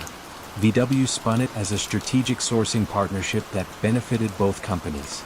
Yet the shadows of espionage clung to Wolfsburg's corridors long after the checks cleared. Lopez never faced criminal conviction. German prosecutors eventually closed their case, but his reputation fractured. He spent his final industry years consulting for smaller suppliers, his brilliance still respected, his methods forever suspect. In training videos, GM now shows new managers a grainy still of Lopez wheeling that extra suitcase out of the parking garage. Remember, the narrator intones over a faint hum of fluorescent lights. Betrayal seldom looks like a spy in a trench coat. Often it looks like a trusted colleague saying a polite goodbye, while a briefcase filled with your future rests casually at his side. And somewhere in Wolfsburg's archives, a scuffed leather case gathers dust, a silent monument to how one night's quiet thud can echo through 2 continents, shake boardrooms, and remind every corporation that nothing is more fragile than the trust that guards its deepest secrets. The laboratory fell silent when the bright yellow strand, no thicker than a hair, hovered above the Bunsen flame and stubbornly refused to curl, melt, or surrender. Everyone in DuPont's Virginia test facility understood the ritual. If the fiber survived this trial, it was almost certainly Kevlar, and whoever had slipped it into the anonymous envelope now perched on the lab bench had stolen far more than a piece of thread. 3 weeks earlier, Michael Mitchell had retired from DuPont after 26 faithful years. He left quietly, pockets full of farewell cards and a mind stuffed with cost sheets, resin formulations, and do not copy binders that charted how the company turned liquid chemistry into bullet-stopping fabric. His colleagues believed he was moving to Florida for sun and sailboats. Instead, Mitchell drove north on I-95, changed cars in Delaware, and boarded a flight to Seoul under a first-class ticket purchased by Kolon Industries, South Korea's up-and-coming fiber manufacturer eager to dethrone DuPont. Kolon's executives greeted Mitchell like a visiting professor. In a conference room overlooking the Han River, they poured green tea, asked about his family, then slid a single page across the table. At the top, in bold type, was a number, $100 million, the estimated revenue they believed a Kevlar rival would unlock. Below that, in smaller print, was Mitchell's consulting fee, $500,000 a year plus stock. All Kolon wanted, they said, was guidance. Mitchell, 49 and freshly divorced, convinced himself that advice was not theft. He signed, flew home, and began scanning. Over the next month he emailed Kolon dozens of attachments. Furnace temperature schedules, polymer mix charts, even maintenance logs revealing which machine bearings failed most often. To cloak the traffic, Kolon created a dummy Gmail account named Knitting Hobbyist. Mitchell labeled each file grandkids' photos. It felt almost childishly simple. But DuPont's security director, Carol Cross, had learned to watch the quiet ones. Anomalies in server backups flagged that Mitchell's credentials, reinstated temporarily for pension paperwork, had accessed an archive marked Armor Strategic 10-year. Cross requested a silent audit. Software mapped every outbound email. A pattern emerged, directing packets to unfamiliar IP addresses in Daejeon, South Korea. Cross forwarded the dossier to the FBI's Richmond field office. Special Agent Lucas Whalen, who had once investigated art thefts in Italy and missed the human drama of brick-and-mortar crime, found this digital heist nearly poetic. A material designed to stop bullets was leaking through invisible cables. Working with federal prosecutors, Whalen obtained a sealed warrant, but he needed something tangible to show a grand jury, something like that yellow fiber. On a drizzly Wednesday, DuPont's mailroom flagged an unreturn-addressed envelope containing 6 strands and a handwritten note. "Is this yours? Thought you should know." When lab techs confirmed the fiber's authenticity, Cross guessed it had traveled halfway around the world and back, smuggled for testing then mailed anonymously by someone growing uneasy. The envelope became Exhibit A. Whalen's team moved quickly. They staged a routine exit interview follow-up at Mitchell's suburban home. He opened the door wearing gardening gloves, looked startled, and invited them in. Over coffee he spoke nostalgically about DuPont's good old days. Whalen asked about his new hobby, knitting, mentioning the Gmail address. Mitchell's mug clinked against the table. "Just sharing patterns," he said. "Patterns?" Whalen echoed. "Polyparaphenylene terephthalamide patterns?" The color drained from Mitchell's face. Agents served the warrant. They seized 2 laptops, an external drive, and a lined notebook titled K95 Process Walkthrough, K95 being Kolon's internal code for its Kevlar competitor. Digital forensics sketched the full plot. 6 ex-DuPont employees, recruited by Mitchell and paid through offshore shell companies, had built a roadmap for Kolon to replicate Kevlar's spinning technology. One email read, "With these settings, tensile strength should match DuPont's grade 29. Another attached blueprints of the proprietary spinneret, DuPont's crown jewel. When FBI agents coordinated with South Korean prosecutors, Colin's headquarters were raided at dawn. Engineers watched in disbelief as police boxed up hard drives and fiber spools. Among the seized items, a half-finished prototype vest whose weave pattern mimicked DuPont's down to the microscopic crimps. In Wilmington's federal courthouse, Mitchell pled guilty to conspiracy to steal trade secrets. He described hotel meetings where Colin managers slid cash-filled envelopes across marble tables. "I kept telling myself it was only information," he said, voice trembling, "but information is the product." He received 18 months in prison and forfeited every penny of his consulting fee. 5 of his co-conspirators faced similar fates. 1 fled overseas and remains a fugitive. DuPont, meanwhile, launched a civil suit so sweeping that legal reporters nicknamed it the Fiber War. After 2 years of litigation, Colin capitulated. $275 million in damages and an extraordinary injunction banning it from producing any polyaramid fiber in the United States for 20 years. The settlement reverberated through boardrooms from Frankfurt to Chicago. Trade secrets could carry penalties equal to a mid-size merger. Cross-implemented badge access dead zones, data loss software that screamed if an employee tried to email more than a single megabyte off network, and mandatory cool-down periods before retirees could consult for competitors. In orientation videos, new hires watch a slow-motion clip of that yellow fiber defying fire. A narrator intones, "It isn't merely chemistry that keeps a strand like this alive, it's trust."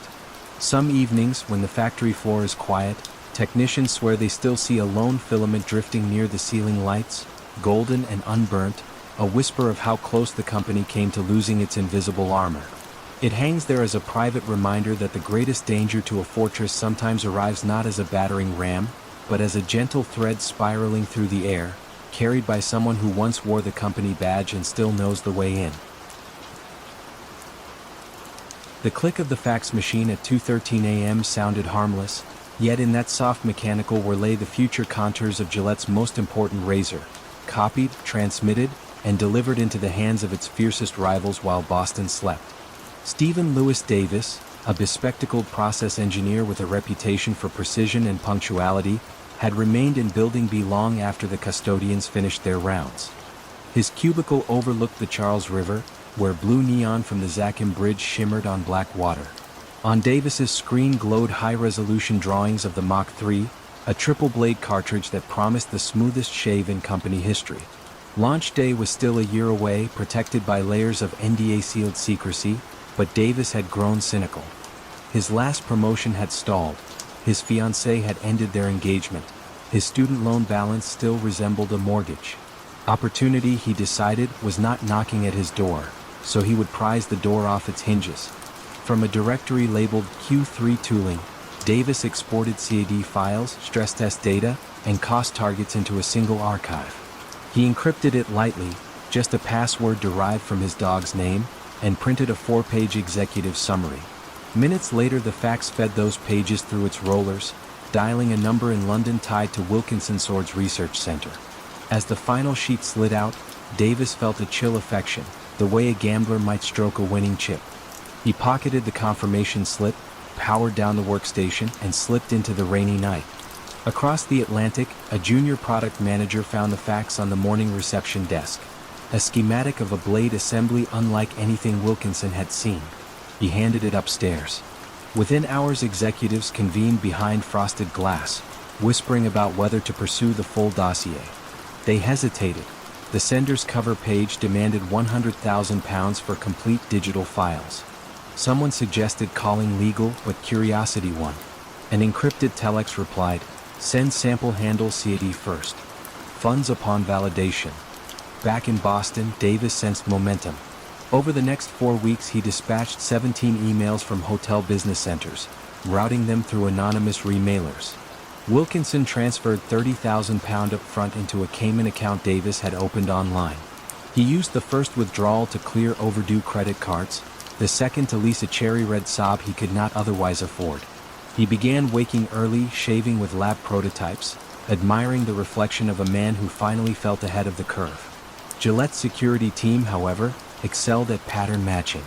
Patty Sullivan, a former NSA analyst, monitored network anomalies flagged by intrusion software.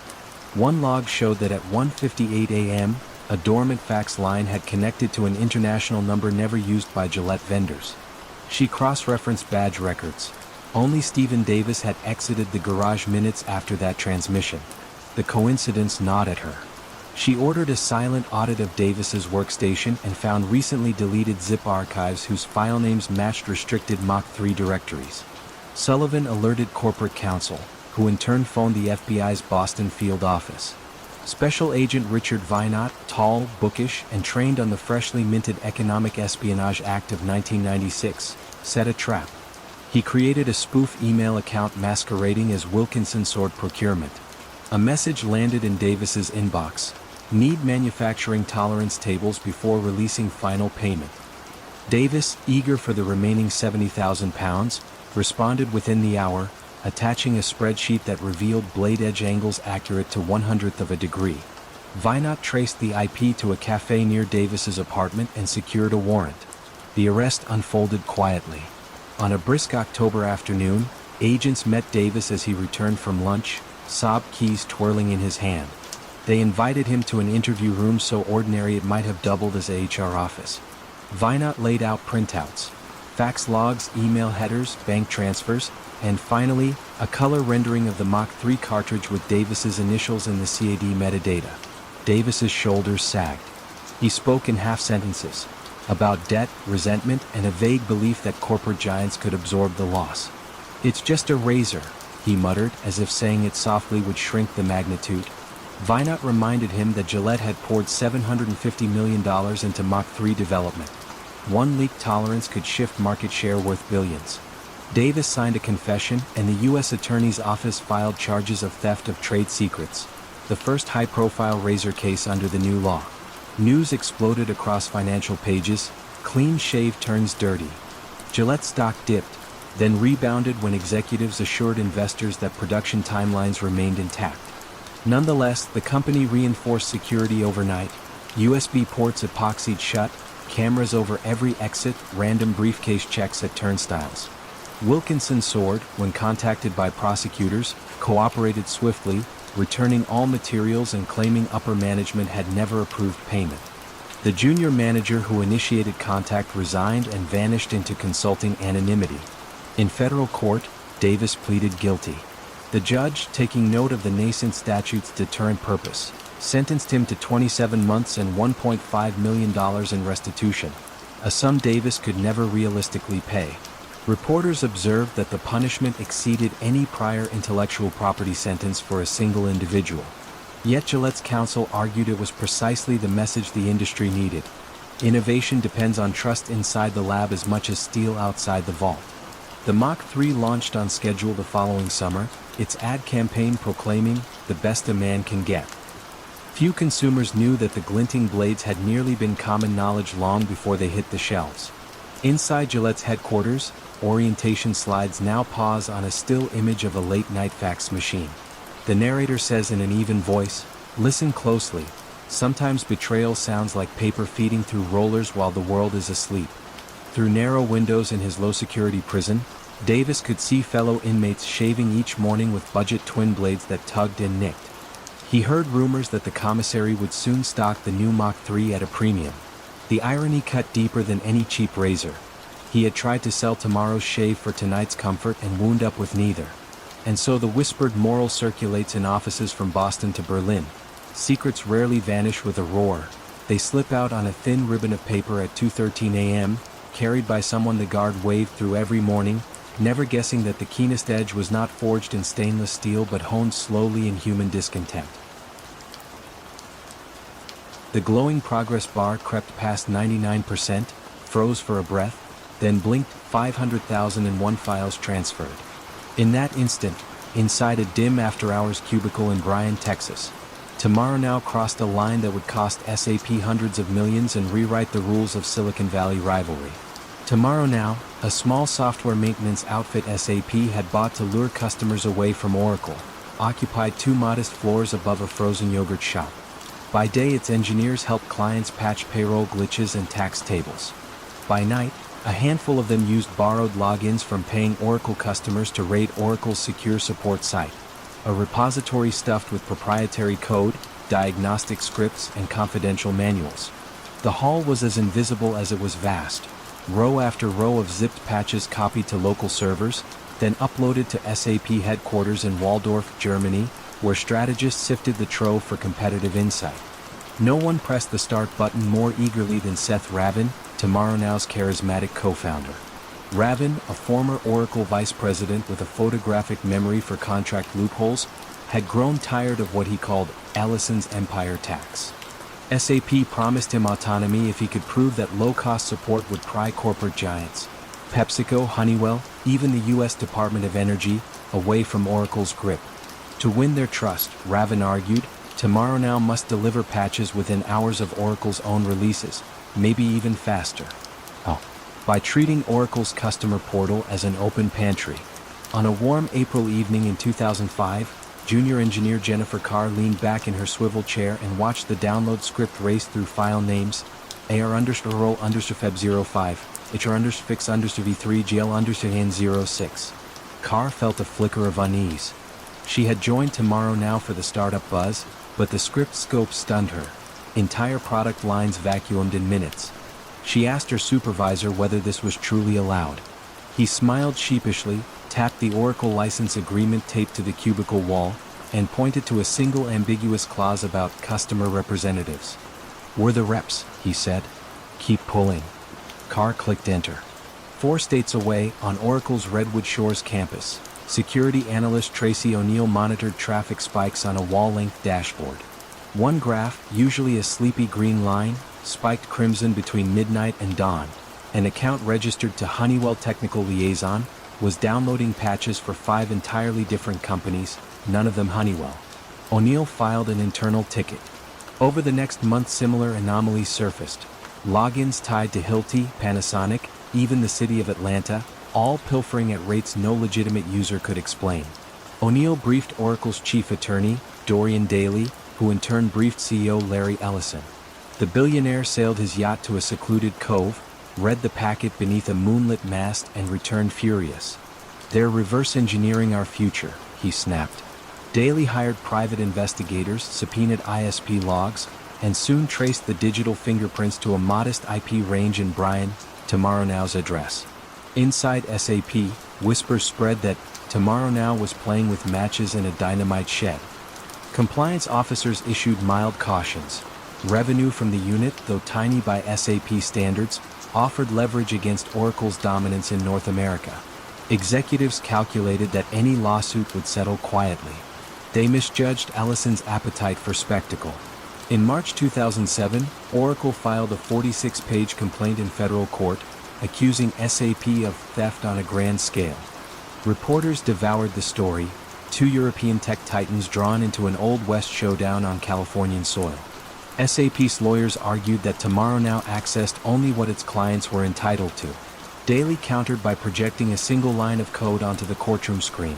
A hard drive path reading C:\Oracle_rips/TN/2006_full_dump.zip.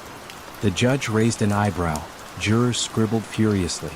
Under oath, Jennifer Carr described all-night scrape parties, fueled by energy drinks and thin justifications. She recalled supervisors cheering each milestone. 100,000 files, 200,000, 500,000, like gamers chasing a high score. Cross-examination was brutal. Did you believe this was normal customer service? Carr's voice barely rose above a whisper, no. As evidence piled up, SAP's leaders realized the courtroom arithmetic was bleak. Each individual download counted as a separate act of infringement. Damages could mushroom into billions. In a tense board meeting in Waldorf, CEO Henning Kagerman authorized a rare public apology. SAP acknowledged wrongdoing, shuttered Tomorrow Now, and offered Oracle $120 million. Ellison scoffed. He reportedly spent that much each year on yacht maintenance. The trial proceeded. In November 2010, after just 1 day of deliberation, the jury returned a jaw-dropping verdict. $1.3 billion in damages, the largest intellectual property award ever recorded at the time. Gasps rippled through the oak-paneled courtroom. SAP's counsel paled. Oracle executives exchanged measured nods. Although appeals later trimmed the figure to $356 million, the symbolic cut had already sunk deep. SAP instituted sweeping reforms. A new ethics czar, mandatory IP training for every employee, and a policy that any third-party data feed must pass a smell test signed by legal. The once ambitious dream of underpricing Oracle's support vanished like fog under morning sun. Meanwhile, in orientation sessions at Redwood Shores, recruits watch a clip of that relentless progress bar. A calm narrator explains that the bar wasn't transferring code, it was transferring trust from one company to another, piece by irreplaceable piece. Trainees are reminded that the real cost of stealing secrets is not measured in fines or verdicts, but in years spent rebuilding credibility once the bar hits 100%. Jennifer Carr, spared prosecution after cooperating, left tech altogether. She tends a small vineyard in Sonoma now, pruning vines at dusk. Sometimes the whine of distant servers in tasting room offices reminds her of the night the counter wouldn't stop, and she feels the old unease settle like mist among the rows. And so the lesson circulates through conference rooms from Boston to Berlin. Betrayal can arrive cloaked not in trenchcoat intrigue but in the quiet thrill of watching a status bar race across a screen after midnight, convincing ordinary people that what belongs to the world's largest database company is theirs to take, until the dawn's first audit proves otherwise. A silver USB stick lay atop the king-size pillow of room 2415, gleaming against the immaculate white linen like forbidden chocolate on a diet plate. Ross Klein, Starwood's globetrotting brand chief, stared at it for a full minute before slipping it into his jacket and stepping into the midnight corridor of the W New York. He had just decided to steal an entire lifestyle. Klein had been the visionary behind Starwood's swaggering W brand, loft-style lobbies, DJ sets at check-in, cocktails served in chemistry beakers. Investors called him a genius. Rivals called him dangerous. Yet promotion after promotion left him craving more control, and Hilton's newly anointed CEO, Christopher Nassetta, whispered the magic words, "Global President, blank check. Build your own brand here." The catch, unspoken but understood, was speed. Hilton was late to the boutique hotel party, and Wall Street was impatient. 2 weeks later Klein resigned. So did his lieutenant, Amar Lalvani, keeper of the W playbook. Their farewell cupcakes were still soft when Starwood's IT logs flashed red. A single user had downloaded 100,000 confidential files in 48 hours, design schematics, vendor lists, marketing plans for future W openings from Shanghai to Barcelona. The user ID belonged to Klein's executive assistant, who claimed she merely backed up archives for transition. Security wasn't convinced. Starwood's legal chief, Ken Siegel, dialed an internal hotline labeled Project Lighthouse, and opened a quiet investigation. Meanwhile, in a borrowed loft near Hilton's Virginia headquarters, Klein unfurled the stolen trove. He rechristened the project Denizen, a word that promised both worldly belonging and a hint of exclusivity. The files guided every step: pillow firmness, lobby scent formulas, even the exact lumens of the signature bedside glow cubes. A former Starwood architect, newly hired by Hilton, joked that it was like assembling IKEA furniture with the original manual. Everyone laughed, but some laughter sounded nervous. At Starwood, investigators traced file fingerprints. Optical character watermarks invisible to the naked eye surfaced in images now appearing on Hilton internal servers, handed over by a discreet whistleblower who feared the whole plan felt too perfect to be legal.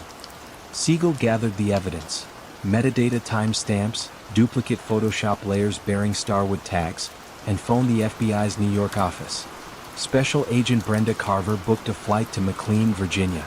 Hilton's modernist lobby was all glass and sunlight when Carver arrived with a subpoena. Executives hustled her into a boardroom where lawyers outnumbered chairs. She requested laptops, backup tapes, email archives. A partner from an outside firm objected on grounds of trade secret ambiguity. Carver raised an eyebrow and slid across the table a Denizen design deck. On page 3, the footer still read, W Color Palette version 6.1, confidential. Silence spread like dark ink in water. Publicly, Hilton claimed it merely recruited talent, not secrets. But within days Denizen's website went dark. Starwood, no longer secretive, filed an explosive civil suit in Manhattan. The complaint likened Klein to a jewel thief walking out of Cartier wearing the merchandise. Reporters feasted. The Wall Street Journal dubbed it War of the Hotels, while travel bloggers mourned a brand that hadn't yet opened a room. Under discovery, Hilton's inboxes revealed coded directives. Use SK's deck for vibe cues, mirror W's sent but adjust by 5%, rename sweat program to refresh but keep spec. One email from Lalvani crowed, "We can be up and running 2 years faster this way." Judges seldom smile in chambers, but the presiding magistrate reportedly pursed his lips at that line. Facing punitive damages that could crack $1 billion, Hilton negotiated. In December 2010, the companies announced a dramatic settlement. Hilton would pay Starwood $75 million in cash, guarantee $75 million in hotel management contracts, allow an outside monitor to audit its design files for 5 years, and, most humiliating of all, accept a 2-year ban on launching any lifestyle brand. The press likened it to grounding a teenager while taking away the car keys and the college fund simultaneously. Klein and Lalvani left Hilton under a fog of non-disparagement clauses. Neither faced criminal charges, but both disappeared from mainstream hospitality for years, consulting in quieter corners where trade show name badges seldom reach. At an alumni panel, Klein later admitted, with a rueful half-smile, "Sometimes innovation walks right up to the plagiarism line and leans too far forward." Inside Starwood's headquarters in Stamford, new employee orientation now features a dimly lit photograph. A single USB stick resting on a pristine pillow. A calm narrator explains that the device contained 15 gigabytes of ambience, or about $750 million once lawyers added up. Trainees are reminded that loyalty is not measured by tenure ribbons but by what stays behind when someone packs their bags. Hilton, chastened, overhauled onboarding for external hires. Any recruit from a competitor signs an affidavit swearing they carry no proprietary data, and forensic teams ghost image their laptops on day one. The policy is blunt but effective. No one wants a repeat of the blueprint on the pillow. Guests, of course, remember none of this. They glide through hotel lobbies, cocktail glasses catching chandelier light, unaware that every playlist and paint swatch has been vetted by lawyers. Yet somewhere behind the scenes a designer pauses, wonders whether the accent chair feels too familiar and swaps it out, just in case. And in meeting rooms from Chicago to Copenhagen the parable circulates. A USB drive weighs less than an ounce, but in the wrong pocket it can upend empires, freeze billion-dollar rollouts, and remind restless visionaries that the border between inspiration and theft is as thin as hotel linen, crisp, white, and unmistakable when you finally switch on the bedside lamp.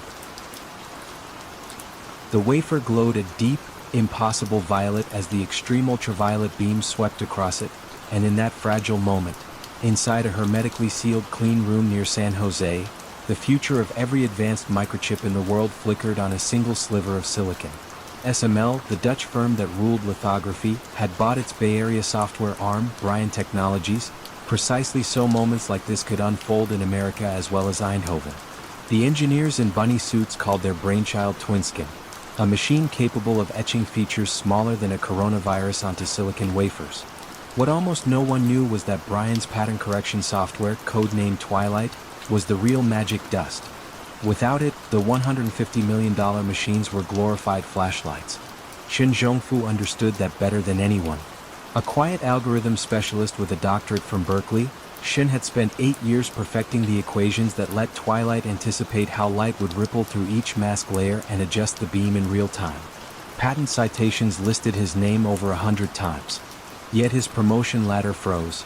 Colleagues said he lacked leadership sparkle. At home, Shin binged news about China's push for semiconductor independence. Headlines spoke of government grants, national pride, and a shortage of top-tier lithography know-how. Shin felt a tug, half patriotism, half wounded ego.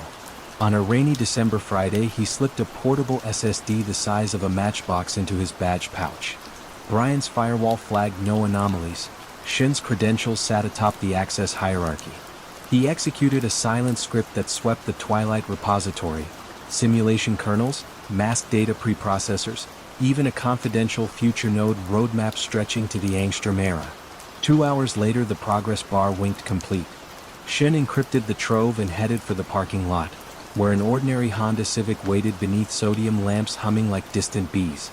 The plan was elegantly crooked. Shin had co-founded a shell company, Xdale, with two former classmates in an office park outside Palo Alto. Publicly they offered optics consulting. Privately they pitched venture funds on a technology that could skip a decade of R&D. The pitch deck promised a software suite called Crystal Clear that just happened to mirror Twilight feature for feature. Investors nodded. One agreed to wire an initial $6 million once a demo proved viable. Shin began nights and weekend sprints, porting Twilight's code into Crystal Clear with cosmetic changes. Variable names altered, comments stripped, algorithms left intact. Inside ASML, anomaly lights finally flickered. Security engineer Laura Kiesling noticed that a rarely used export utility had logged 2 terabytes of outbound traffic in one weekend. She pulled badge logs. Shin swipe at 2:07 a.m., exit at 4:41 a.m. She flagged it, but because Shin still worked on high-level tasks, management chalked it up to overtime. Kiesling wasn't satisfied. She installed a canary file deep inside the repository, a harmless decoy documenting a fictitious breakthrough called OptiPhase. If that file ever surfaced outside, she would know. 3 months later, an industry blogger covering a startup conference posted screenshots of Crystal Clear's UI. Zooming into the corner of one slide, Kiesling saw a file tree. One folder read OptiPhase notes. Her pulse thudded. She printed the screenshot, walked straight to the legal floor, and set it on the general counsel's desk. Within a week, ASML subpoenaed the startup's records and called the FBI. Special Agent Diego Serrano, freshly reassigned from cyber fraud, met Kiesling in a glass-walled conference room that smelled of burnt coffee and panic. She laid out a timeline, code checkout logs, badge swipes, and the incriminating screenshot. Serrano won a sealed warrant to image Stahl's servers. At dawn on a Tuesday, agents escorted Shin from his cubicle while digital forensics teams cloned drives.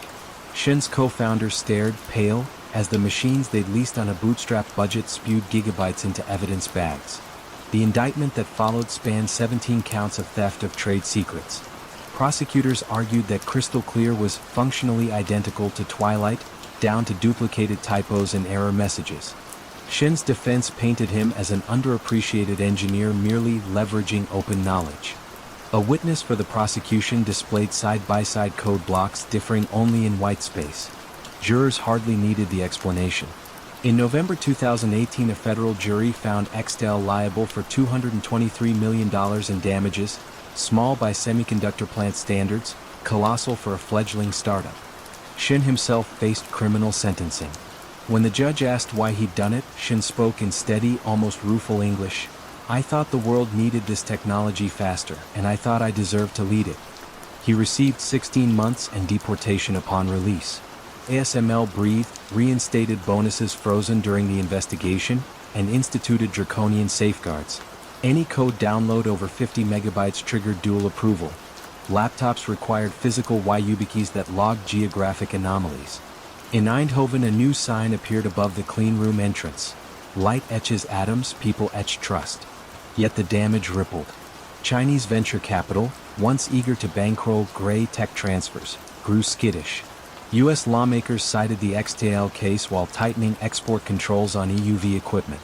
Recruiters found that some top engineers now refused offers from startups, fearing guilt by association. Every orientation at ASML's California site ends with a still photo. A lone Civic beneath orange sodium lamps, trunk partly open. The narrator's voice is almost tender. A single Matchbox drive can carry the blueprint for the next decade, but it can also carry every dream you have for that decade out the door. Shin works today at a city college in Guangzhou teaching basic optics, earning enough to pay rent but never enough to fund grand ambitions. Students say he still speaks of lithography with near religious awe, then falls silent, gazing at the chalk dust swirling through fluorescent light like motes in a vacuum chamber, remembering the night violet beams danced on a wafer while his download bar marched past 99%. And somewhere in Silicon Valley, an engineer finishing a late shift checks the badges, glances at the cameras, and thinks again before exporting tomorrow's miracle onto anything smaller than trust itself.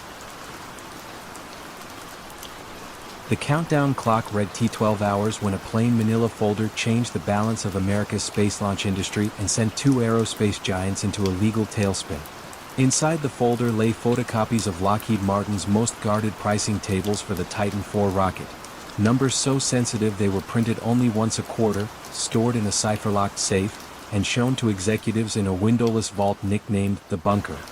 Yet on a humid June afternoon in 1998, the papers rode quietly in the briefcase of Kenneth Branch, a mid-level engineer who had just resigned from Lockheed to join its arch-rival, Boeing. Branch was genial, forgettable, the sort of man who knew every underdesk cable in the launch control center but never spoke above a murmur. When he gave 2 weeks' notice, colleagues signed a Hallmark card and assumed he was chasing a raise. No one watched as he packed the folder between spiral notebooks and a coffee-stained flight dynamics manual. TSA still used metal detectors, not document checks, so the secrets flew with him from Cape Canaveral to Boeing's Delta launch offices in Huntington Beach, California. Boeing's leadership was desperate. The Pentagon had announced the Evolved Expendable Launch Vehicle (ELV) program, an $18 billion decade-long contract to ferry military satellites into orbit. Winning required a bid so lean it squeezed profit to the bone, and analysts whispered that Lockheed's Titan line was the favorite. When Branch walked into a strategy meeting, set the folder on the mahogany table and said, "I brought something that might help us sharpen our pencil," nobody asked many questions. Inside were charts that spelled out Lockheed's cost per launch pad, labor hours, contingency padding, and espionage gold mine. Boeing's proposal team cross-referenced each data point, trimming just enough off its own Delta IV budget to undercut Titan by a hairbreadth. Months later, the Air Force awarded Boeing 21 of the first 28 ELV missions. Celebratory champagne sprayed in Seattle boardrooms.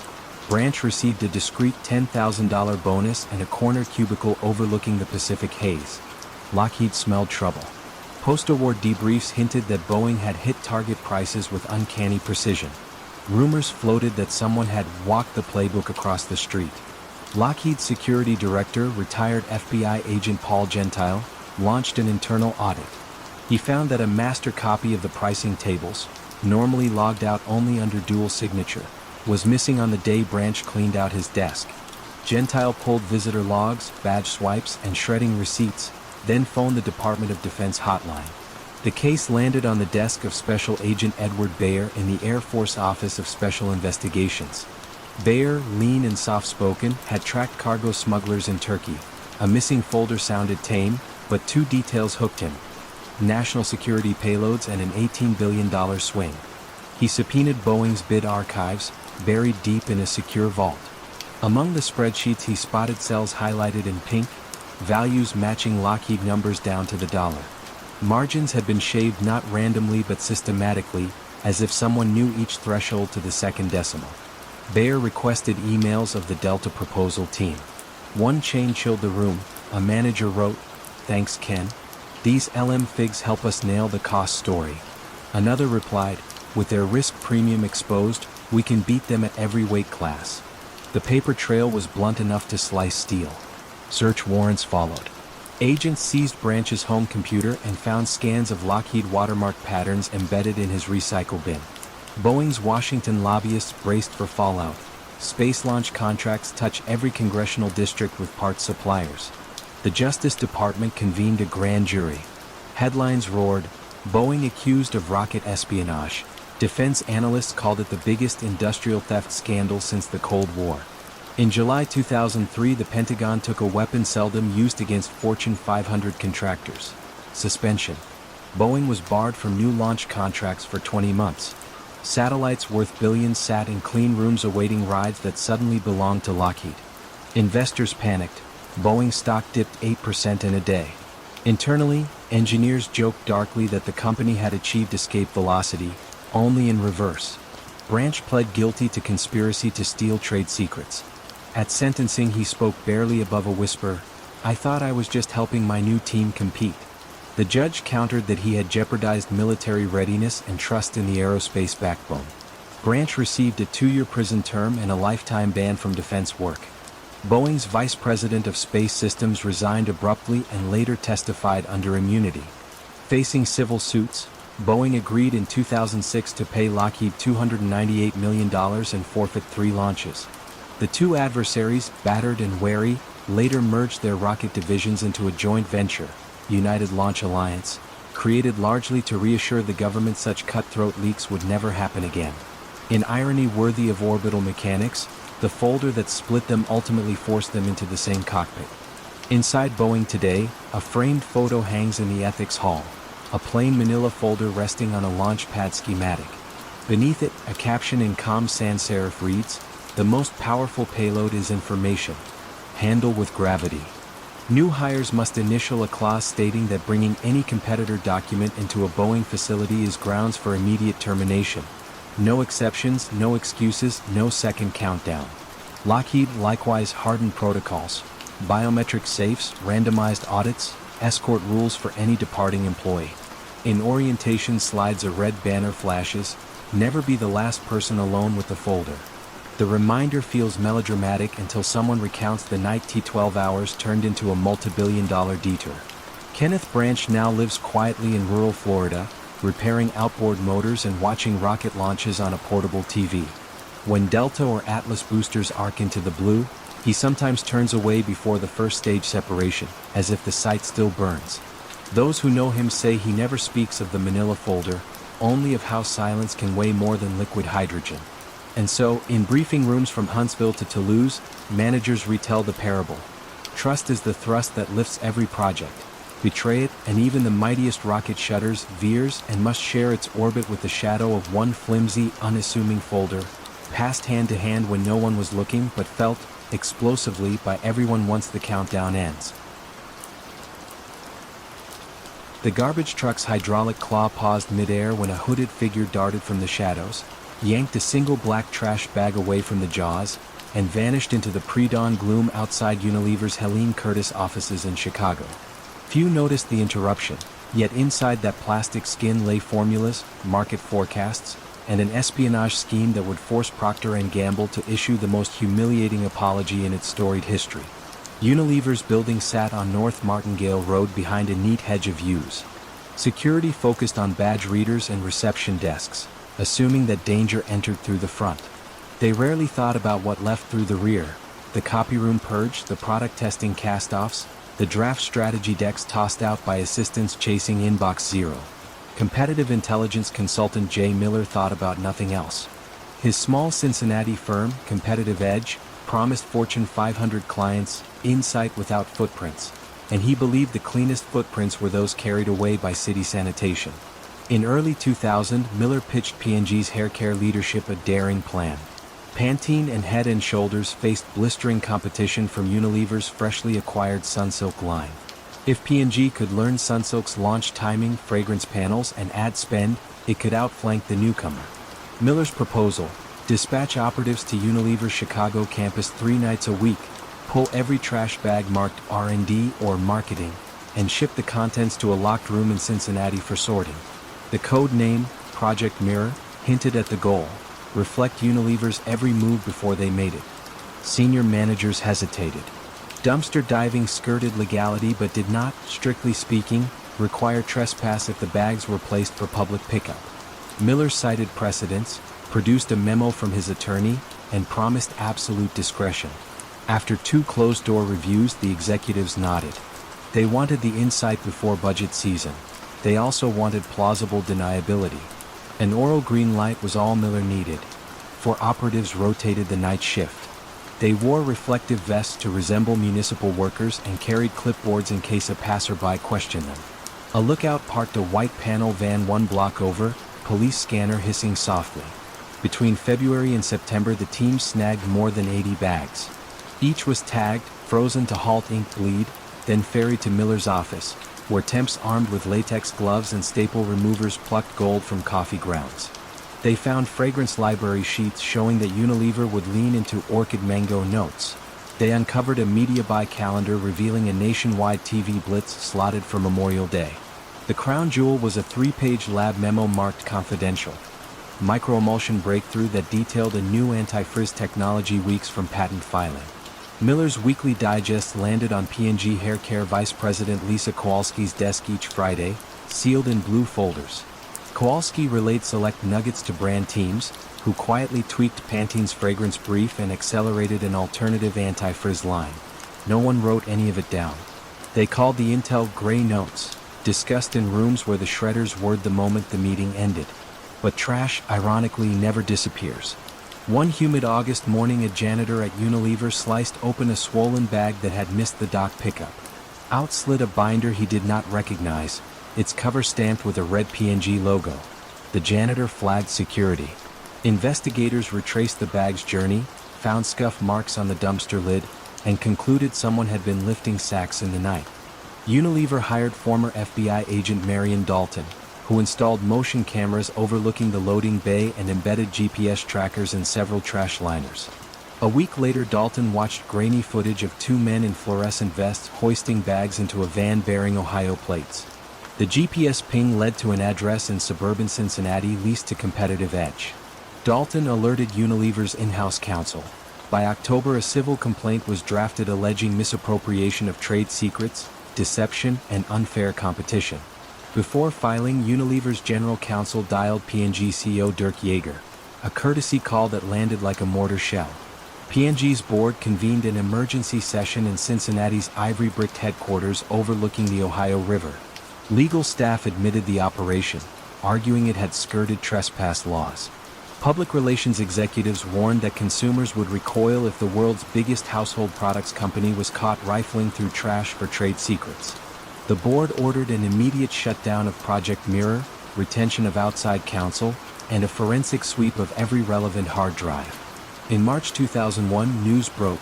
Procter & Gamble confesses to dumpster spying on Unilever.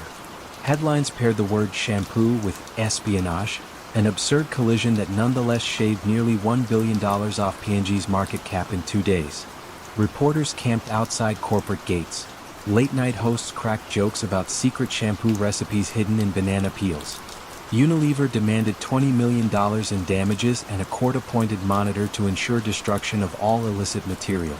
P&G counter-offered $5 million and a public apology.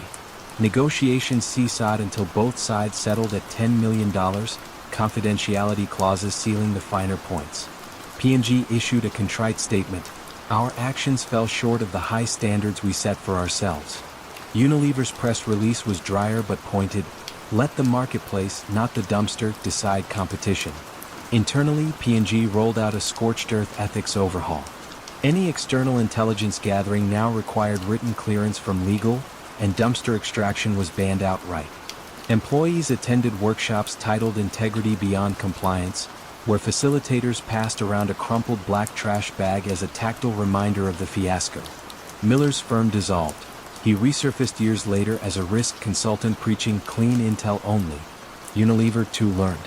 The Chicago campus installed compactors that pulverized documents before curbside handoff.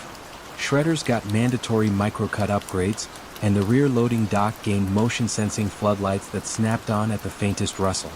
Janitors were trained to flag any stray page bearing a rival's logo, an ironic feedback loop born from the folder that boomeranged home. Today, new hires at both companies watch a brief training video. It opens with security cam footage of that hooded figure rescuing a bag from a dumpster's maw. A calm narrator says, "What you're about to see weighs less than 4 pounds, but it lowered share prices, reshaped policies, and reminded us that the line between vigilance and violation can be as thin as plastic film." The screen fades to black. The lecture begins. Somewhere outside Chicago, dawn garbage trucks still growl along Martingale Road. Their claws lift dumpsters, and sometimes loose pages flutter in the breeze, but every driver now knows a security camera is watching, and every scrap of paper might carry $1 million secret. Because in the quiet hours when the city sleeps, even the softest rustle of a trash bag can echo through boardrooms, shake balance sheets, and teach global titans that the simplest thefts often leave the deepest stains. The photocopier's lamp slid beneath a scarlet binder packed with 780 pages of top-secret schematics, and for a single breathless moment in a Surrey print shop the entire future of Formula One racing lay exposed under fluorescent light. Nigel Stepney, Ferrari's veteran race team engineer, had driven through the night from Maranello, the Italian still asleep, the binder belted into the passenger seat like a silent accomplice. 4 months Stepney had simmered, passed over for promotion, uneasy with new management, sure his brilliance was taken for granted. Across the English Channel his old colleague Mike Coughlin, now chief designer for McLaren, nursed a complimentary frustration. McLaren's silver cars kept finishing behind Ferrari's red ones, and sponsorship renewals hinged on closing the gap before the next Grand Prix. Their late-night phone calls grew longer, drifting from gossip to possibility and finally to conspiracy. Stepney promised the keys to the kingdom if Coughlin promised respect, and maybe a future role once the tide turned. Coughlin's wife, Trudy, handled the logistics. She found a quiet copy shop in Woking that opened at dawn, well before commuters filled the car park. On April 29, 2007, she carried the red binder to the counter and asked the sleepy attendant to duplicate the entire contents, double-sided, no questions. The young clerk glanced at the Ferrari prancing horse watermark on the title page, but customers with high-performance cars were common in Surrey. He shrugged and fed the pages into the machine. By sunrise, 2 fresh sets of Ferrari's 2007 technical dossier, aerodynamic data, tire pressure curves, pit stop choreography, even a confidential wind tunnel correlation table, were sealed in clear plastic sleeves. One went into a household cupboard marked recipes, the other traveled to McLaren's design office, slipped beneath Coughlin's drafting table. Formula One paddocks thrum with rumor, and soon whispers of an inside advantage flitted between motorhomes. Ferrari noticed subtle echoes of its own innovations on McLaren's MP4-22 chassis.